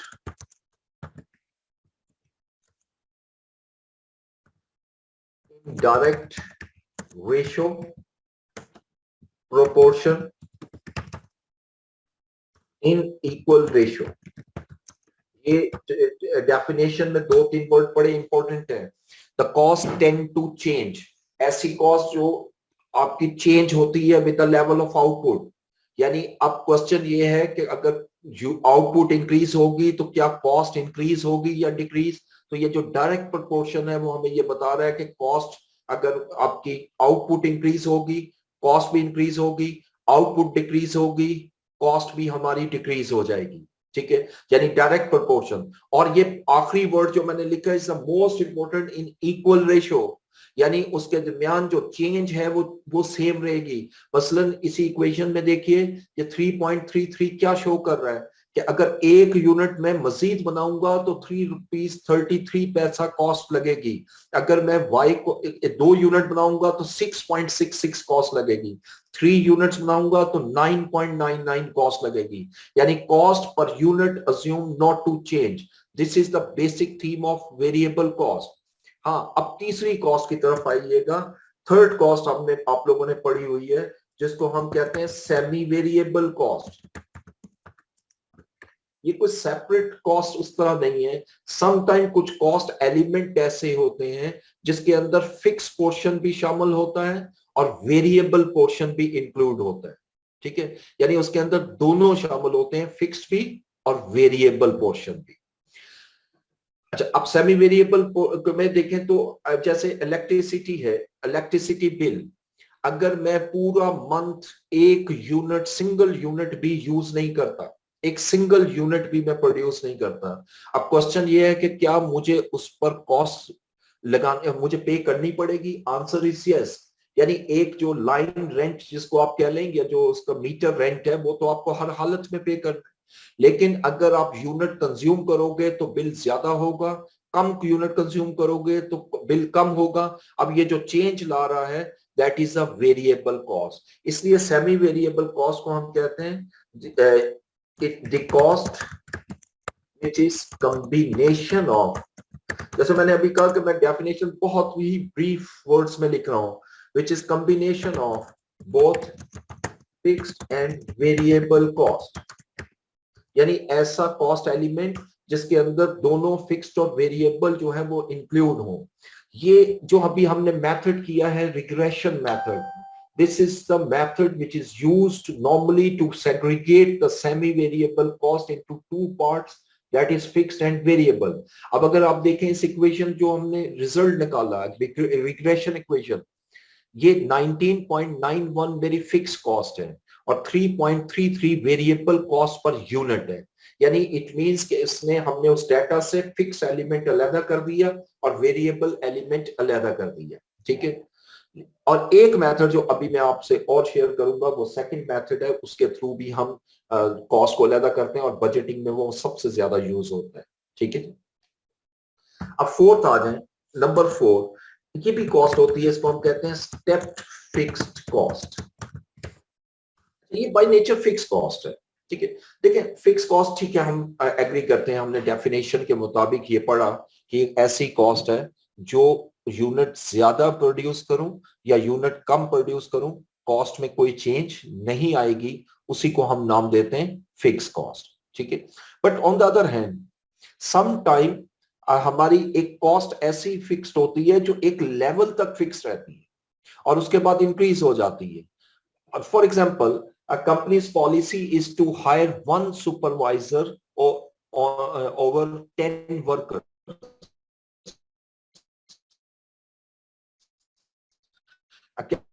अगर हम 10 वर्कर्स हायर कर रहे हैं तो 10 वर्कर्स पर वर्कर एक्सपेंड करूंगा, यानी एक्सपेंशन करूंगा बिजनेस में, तो अब मुझे वर्कर्स इंक्रीज करने पड़े। अब वर्कर्स मेरे 18 पर पहुंच गए। अब एक जो हमारा सुपरवाइजर है दैट इज नॉट इनफ, हम एक और सुपरवाइजर हायर करेंगे, तो लिहाजा फिक्स कॉस्ट में इजाफा हो गया। इसी कॉन्सेप्ट को हम कहते हैं स्टेप फिक्स कॉस्ट, और इसको हम ब्रीफली डिफाइन करते हैं। The cost remained constant up to certain level of activity and increased till next level of activity and so on।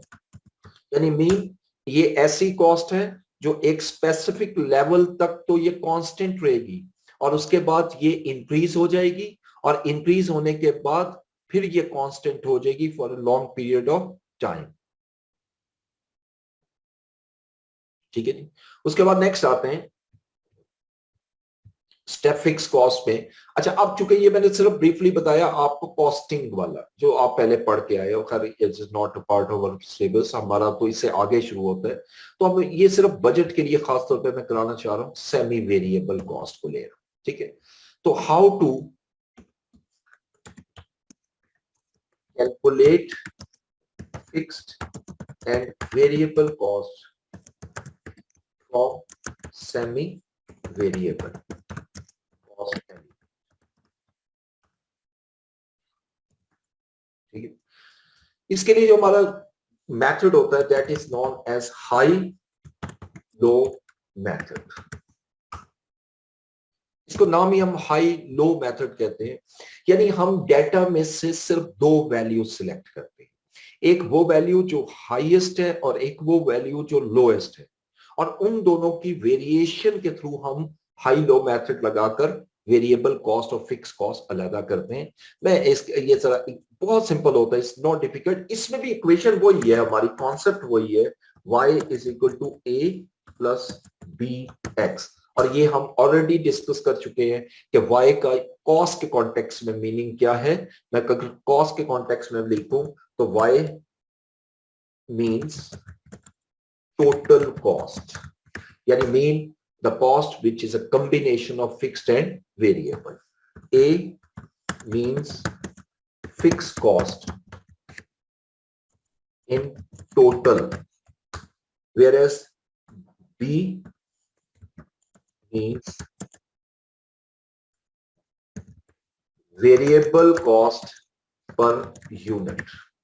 यानी A जो है वो फिक्स कॉस्ट इन टोटल है और B variable cost per unit है। ठीक है, नेक्स्ट अगर आप देखें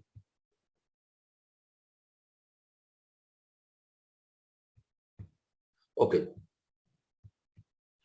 X मीन्स, अब सिर्फ x रह गया, x मींस यूनिट्स प्रोड्यूस्ड। ठीक है, अब ये चीज चार चीजें वही हैं जो हमने वहां पर भी पढ़ी थी रिग्रेशन में भी, but what is the difference between regression method and high low method. याद रखिएगा, रिग्रेशन मेथड में जितनी वैल्यूज हैं वो तमाम हम इनकॉर्पोरेट करते हैं, यानी all the values are dependent on each other, whereas in high low method only high and low values are selected and other data is totally ignored। ठीक है, फॉर एग्जांपल मैं आपके सामने ये एक एग्जांपल बना रहा हूं कि हाई लो में हम ए और बी कैसे निकालेंगे, और डायरेक्ट एग्जांपल ले रहा हूं because very easy to calculate. देखिए, हम कहते हैं जी दो लेवल है हमारे पास, अगर units and cost in rupees. 15,000 अगर मैं यूनिट बनाऊंगा तो मेरी कॉस्ट है सपोज 80,000, राइट। और अगर 20,000 यूनिट बनाऊंगा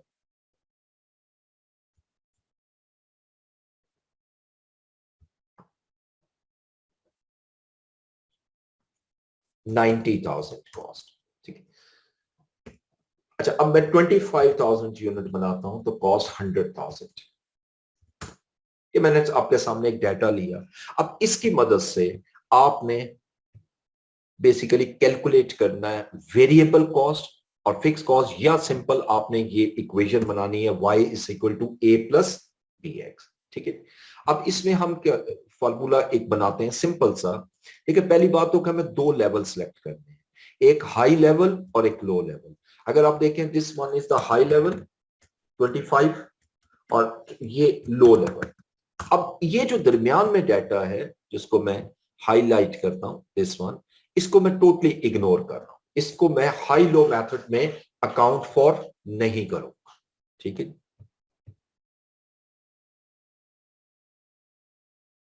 ओके जी, कोई क्वेश्चन करना चाह रहे हैं? अस्सलाम वालेकुम सर। वालेकुम अस्सलाम। सर वहीद अर्ज कर रहा हूँ सर, एक्चुअली जो ऊपर आपने एक रिग्रेशन मॉडल बनाया है जी, जिसको हम एक सिंपल लीनियर रिग्रेशन का मॉडल भी कह सकते हैं, जहाँ पे है y is equal to a plus b x, नीचे सर जो नीचे आपने मेंशन किया है जी। तो सर इट डजंट मीन कि एक dependent variable is wholly solely altered by just because of independent variables, क्योंकि यहाँ पे बहुत सारे और फैक्टर्स भी हैं जो कि फ्लक्चुएट करते हैं एक दूसरे वेरिएबल को। तो आई थिंक यहाँ पे हमने एक डिस्टर्बेंस टर्म्स को भी इंक्लूड करना पड़ेगा, क्योंकि और भी बहुत सारे फैक्टर्स होते हैं जो कि दूसरे वेरिएबल को मैनिपुलेट करते हैं या जिसकी डायरेक्ट वहां पे कंट्रीब्यूशन होती है। जी बिल्कुल, ठीक हो गया। अच्छा, आपने जो क्वेश्चन किया, अब मैं आपको थोड़ा सा ब्रीफली बता देता हूँ कि I am teaching management accounting and you are discussing with the statistical approach, complete comprehensive statistical approach, which is good. आपको जो कि स्टैट पढ़ी हुई है, every student is not familiar with statistical models, right. तो हम जब कॉस्टिंग पढ़ाते हैं या मैनेजमेंट अकाउंटिंग पढ़ाते हैं तो हमारा जो बेसिक थीम होता है वो ये होता है कि हम सिर्फ बेसिक एरिया पर रहे, उसके इन डेप्थ एनालिसिस की तरफ नहीं जाएंगे, because that is subject is related to strategic management accounting, right? If you okay sir, okay, ठीक है, थैंक यू सो मच। और कोई क्वेश्चन जी? अच्छा सर, पीछे जो आपने एक मेथड डिफाइन किया था, सॉरी सर मैं नमाज पढ़ने गया होता तो वो क्वेश्चन मेरा रह गया था, मुझे अलाउ नहीं किया जा रहा था, तो if you allow me then I will ask the question sir. Okay okay. Sir जो आप एक मूविंग एवरेज मेथड जो पढ़ा रहे थे, इफ यू डोंट माइंड अगर आप वहां पे जरा थोड़ा सा जाएं सर। जी मैं जा रहा हूँ जी, प्लीज। जी जी सर, तो वहां पे सर जो आपने कहा कि भाई यहाँ पे हमने एक चीज को, एक वैल्यू को इग्नोर करके आगे जाना होता है। So actually sir my question is that why do we need to move to the next value while calculating the values? I mean, it is mandatory to ignore the first value rather than to accept it. Actually, what is actually sir the basic logic behind its जो हम इसको overlap करते हैं, तो इसकी basic reason क्या है sir, या इसकी इंटरप्रिटेशन हमें किस तरह करेंगे सर? ओके ओके, मैं आपको सिंपल बताता हूँ, because we are discussing the seasonal variation here, right. और सीजनल, क्योंकि हमारे सिलेबस में सिर्फ सीजनल वेरिएशन, सीजनल वेरिएशन में ये होता है कि आपका सीजन 4 क्वार्टर्स पे डिपेंड करता है, whole season, right. 4 quarter is equal to 1 year and all 4 quarters have a different trend of sales, यानी हमारे पास जो वैल्यूज है वो 4 डिफरेंट आ रही है। अब अगर अब जो मैं कह रहा हूं कि एक इग्नोर कर रहा हूं, वो लॉजिकली मैं समझाने की कोशिश कर रहा हूं कि जब मैं इन 4 वैल्यूज को कंबाइन कर रहा हूं, 4 ही क्यों कर रहा हूं, पहला क्वेश्चन तो यहां पर आता है। मैं 4 ही क्यों कर रहा हूं, मैं 3 क्यों नहीं कर रहा, मैं 2 क्यों नहीं कर रहा? बिकॉज जो ट्रेंड है वो 4 सीजन का डिफरेंट है, यानी फर्स्ट क्वार्टर, सेकेंड, थर्ड और फोर्थ, राइट। तो मैंने असल में अगर साल में 3 सीजन होंगे तो मैं 3 सीजन को कंबाइन करके 3 क्वार्टर, या क्वार्टर का वर्ड तो वहां यूज नहीं कर सकते ऑब्वियसली, क्वार्टर मींस 3 मंथ्स, तो 4 पीरियड मूविंग टोटल मैं लूंगा और मैं 3 पीरियड मूविंग टोटल लूंगा। एक्चुअली जो लॉजिक होता है ये सिलेक्ट करने का कि 4 लेना है या 3 लेना है, ये डिपेंड करता है आपके उस पे होल सीजन पे, ठीक है। अब जरा मैं आपको यहां बताऊं, जो मैं आपको बात कर रहा था, इज वेरी इंपॉर्टेंट, ये चीज जो मैंने लिखी है दिस इज कि मैंने जो पहली वैल्यू ली वो 2018 का फर्स्ट क्वार्टर, सेकंड, थर्ड और फोर्थ। अब ये जो पीरियड पूरा बना ये होल 1 ईयर बन रहा है, राइट। अब मैंने नेक्स्ट पीरियड भी जो लेना है वो 1 ईयर ही होना चाहिए। अब यहां पर मैं सिर्फ ये 1 को इग्नोर क्यों कर रहा हूं और इस वन को क्यों ऐड कर रहा हूं? क्योंकि मैंने मूव करते हुए अगला ट्रेंड ऐड करना है। यानी अगर मैं प्रीवियस फर्स्ट क्वार्टर इग्नोर कर देता हूं और अगला फर्स्ट क्वार्टर ऐड कर देता हूं तो ऑटोमेटिकली जो ट्रेंड, जो इंक्रीज और डिक्रीज है वो उसकी वैल्यू में इनकॉर्पोरेट हो जाएगा। ये बेसिक थीम होता है इसके अंदर। अच्छा सर, बंडल ऑफ थिंग्स। अच्छा सर, एक और सवाल ये है कि लेट से जो सेल्स इन मिलियन है हमारे पास, लेट से वो 2 और 3 क्वार्टर्स का आइडेंटिकल आता है, देन अगर इस तरह का सिनेरियो होता है फिर हमारा डिसीजन क्या होगा? ओके, देखें, यहाँ पर हम अगेन मैं वो वर्ड यूज करूंगा, we are discussing about the seasonal variation. ठीक है, अब चूंकि आपको पता है कि स्टैटिस्टिक्स में there are lot of techniques, it's not restricted to one technique कि हम इसी पे रहेंगे। यहाँ पर ये जो डाटा हम हाईलाइट करते हैं इसके अंदर जो बाकी वेरिएशंस है, लाइक रैंडम वेरिएशन समटाइम आ जाती है, समटाइम कोई एक्सेप्शनल वेरिएंस आ जाती, यानी जो चेंजेस आती हैं, उनको हम एक्सक्लूड करने के बाद जो डाटा लेते हैं सिर्फ उस पे मूविंग एवरेज लगा रहे हैं for the purpose of measuring the seasonal variation. ठीक है, उसके लिए फिर डिफरेंट स्टैटिस्टिकल टेक्निक्स यूज होती हैं, बट अगेन वही बात करूंगा कि it is not a part of our syllabus. हम सिर्फ और सिर्फ यहाँ पर ये अज्यूम करेंगे कि these variations are only and only due to the seasonal effect. चलो ठीक है सर। ठीक है, ओके जी, ओके जी, मैं कंटिन्यू करता हूँ हाई लो मेथड में। अच्छा जी, अब ये जो दो वैल्यूज हैं, देखिए इसमें हमने बेसिकली करना क्या होता है, डिफरेंस कैलकुलेट करना। ये मैं इसी पे करता हूं, डिफरेंस यानी डिफरेंस इन यूनिट्स और difference in cost between high value and low value. देखिए ये हाई वैल्यू 25,000 है माइनस लो वैल्यू 15 है, और जिसको मैंने ये हाईलाइट किया है इसको इग्नोर कर रहा हूं, यानी 10,000 यूनिट का डिफरेंस आ रहा है। अभी मैं एक्सप्लेन भी करता हूं इसका मीनिंग क्या है। अब इसी तरीके से कॉस्ट में कितनी वेरिएशन आ रही है, 100,000 माइनस 80,000। अब ये क्या इंडिकेट कर रही है कि अगर 10,000 यूनिट्स इंक्रीज होते हैं तो कॉस्ट में 20,000 रुपीज इंक्रीज होगी, या if there is a decrease of 10,000 units the cost will decline by 20,000। अब जब मैं ये वर्डिंग यूज कर रहा हूं कि अगर यूनिट इंक्रीज होते हैं तो कॉस्ट इंक्रीज होती है, यूनिट डिक्लाइन होते हैं कॉस्ट डिक्लाइन होती है, तो ये तो मुझे वेरिएबल की तरफ लेके जा रहा है। सो इट मींस कि जब मैं इस कॉस्ट को यानी change in cost divided by change in units करूंगा तो ये मेरे पास बी की वैल्यू कैलकुलेट हो जाएगी, which is known as variable rate. ये बी आ गई। ठीक है, अब मैंने फिक्स कॉस्ट कैलकुलेट करनी है। अब फिक्स कॉस्ट में डेफिनेशन पे जाऊं, अगर डेफिनेशन पे तो आप ये लाइन फिर एक दफा गौर से पढ़िएगा, द कॉस्ट रिमेन्ड फिक्स्ड और constant irrespective of unit produced, whether there is the higher unit are produced or lower are produced। अगर मैं ज्यादा यूनिट प्रोड्यूस करूं या कम यूनिट प्रोड्यूस करूं, मेरी कॉस्ट कांस्टेंट रहेगी, उसी को हम फिक्स कॉस्ट का नाम देते हैं। अब जरा ये जो वर्डिंग मैंने बोली है इसको अगर मैं अप्लाई करूं यहां पर, चाहे मैं 15,000 यूनिट पे निकालूं या 25,000 यूनिट पे निकालूं, तो मेरी कॉस्ट कांस्टेंट होगी। तो लिहाजा जरा यहां देखते हैं, अगर 15,000 यूनिट पे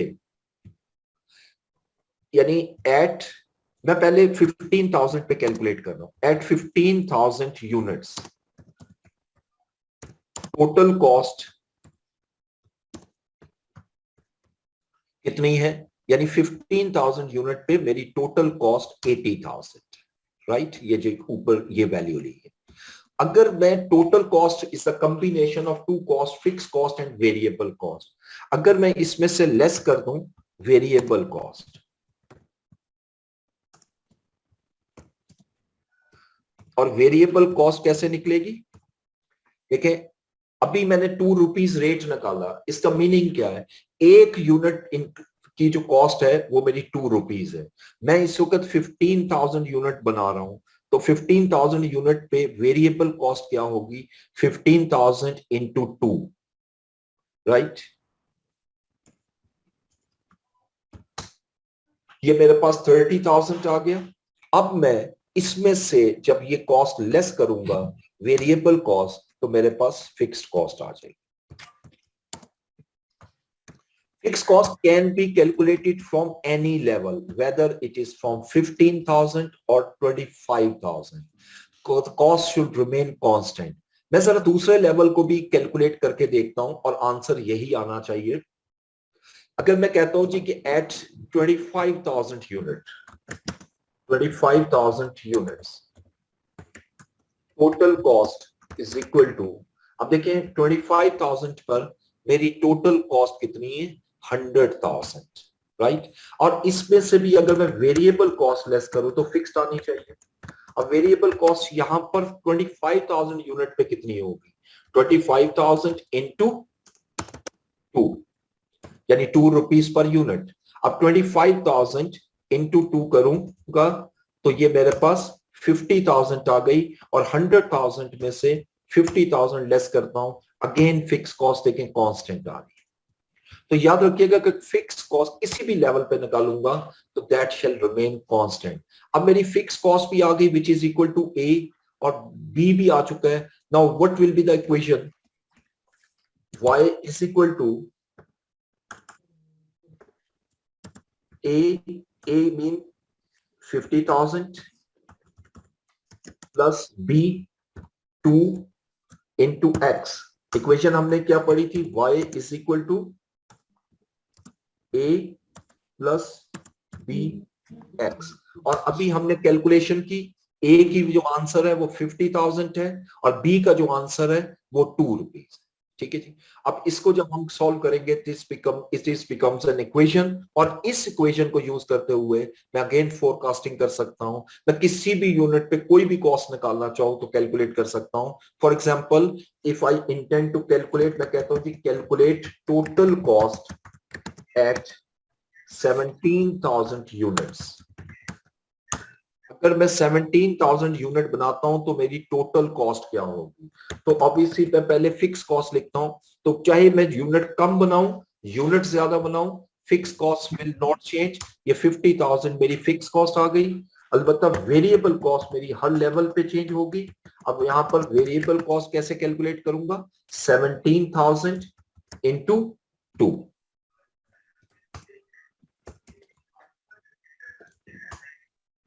अब 17,000 इंटू 2 किया तो 34,000, और जब टोटल करूंगा that is the answer, that is total cost at 17,000 unit. अब मैं जितने मर्जी यूनिट की कॉस्ट निकालना चाहूं, लेकिन इसमें अजम्पशन मेरी क्या होगी कि fix cost shall remain constant at 50,000 whether higher unit or lower unit will produce, and variable cost per unit will be ₹2 per unit। जाहिर यूनिट जितने बनाऊंगा 2 रुपीज इंक्रीज होते जाएंगे, यूनिट कम करता जाऊंगा 2 रुपीज पर यूनिट मेरी कॉस्ट कम होती जाएगी।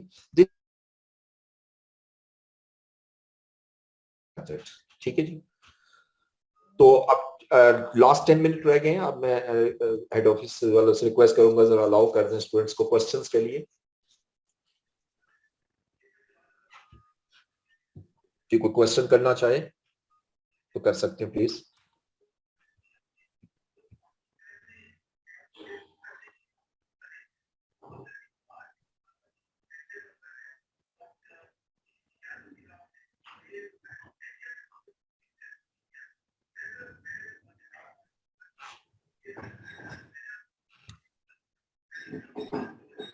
आई थिंक कोई स्टूडेंट बोल रहा है मुझे आवाज नहीं आ रही उनकी।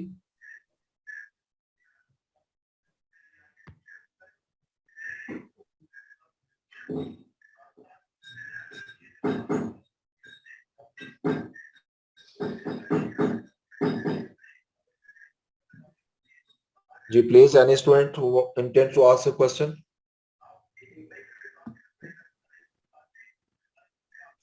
अच्छा जी, चले ये क्वेश्चन एक स्टूडेंट ने किया कि समराइज कर दूं मैं आज का लेक्चर।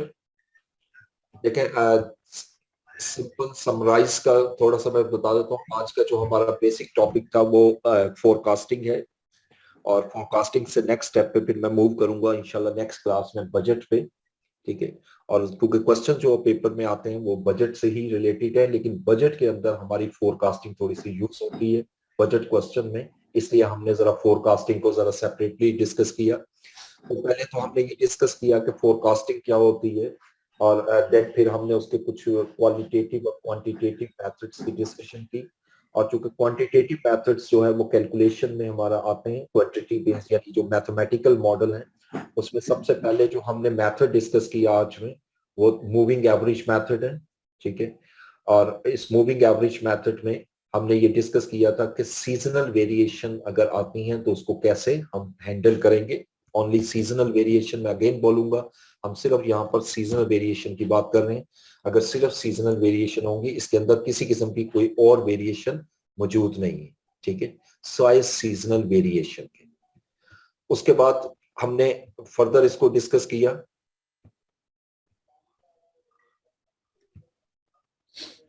ओके, ठीक है। नेक्स्ट में हमने डिस्कस किया एक नए approach which is very simple, कि जो लास्ट पीरियड की हमारी वैल्यू होती है नेक्स्ट पीरियड के लिए हमारा फोरकास्ट हो जाता है। इज अ वेरी सिंपल, जैसे आप देख सकते हो कि 250 अगर जनवरी की सेल थी तो वो फरवरी का फोरकास्ट है, और फरवरी की सेल जो है वो मार्च का फोरकास्ट है, and so on. And then फिर हमने लीनियर रिग्रेशन मेथड डिस्कस किया। इसके लिए ये पूरी एग्जांपल जरा एक दफा आप दोबारा रिवाइज कीजिएगा, और मैं इसके लेक्चर के बाद वो हेड ऑफिस को भेज दूंगा, वो आपको ग्रुप में डाल देंगे। एक 3 चीजें भेज रहा हूँ। एक तो आपको बजटिंग के कुछ क्वेश्चंस वो भेज रहा हूँ, नोट्स जो बुक के हैं, इसमें कुछ एग्जांपल्स हैं। ये एग्जांपल जो है ना, ये आपने करनी है, 1 या 2 एग्जांपल्स हैं, ये कीजिएगा। और इसमें कोई प्रॉब्लम होगी तो नेक्स्ट क्लास के स्टार्ट में हम जरा इसको डिस्कस करेंगे, खासतौर पर रिग्रेशन की, ठीक है। ये सिर्फ 4 to 5 पेजेस आपने पढ़ने, मैं अभी आपको बता देता हूँ।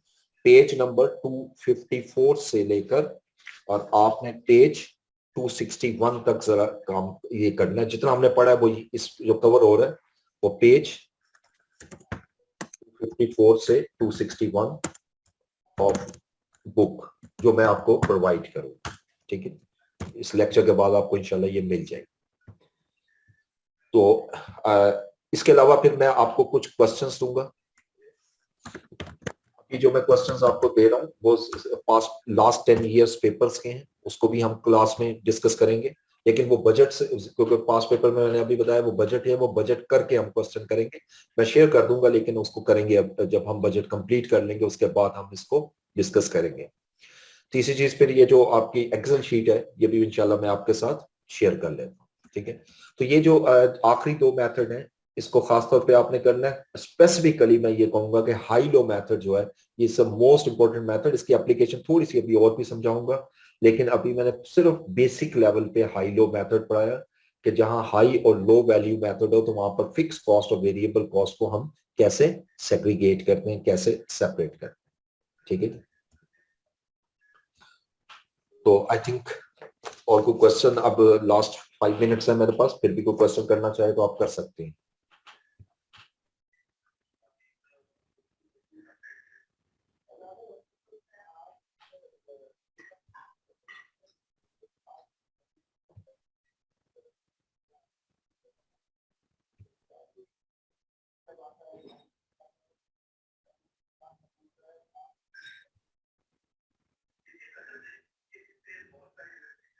ओके जी, चलिए मैं शेयर करता हूँ जी। Thank you so much.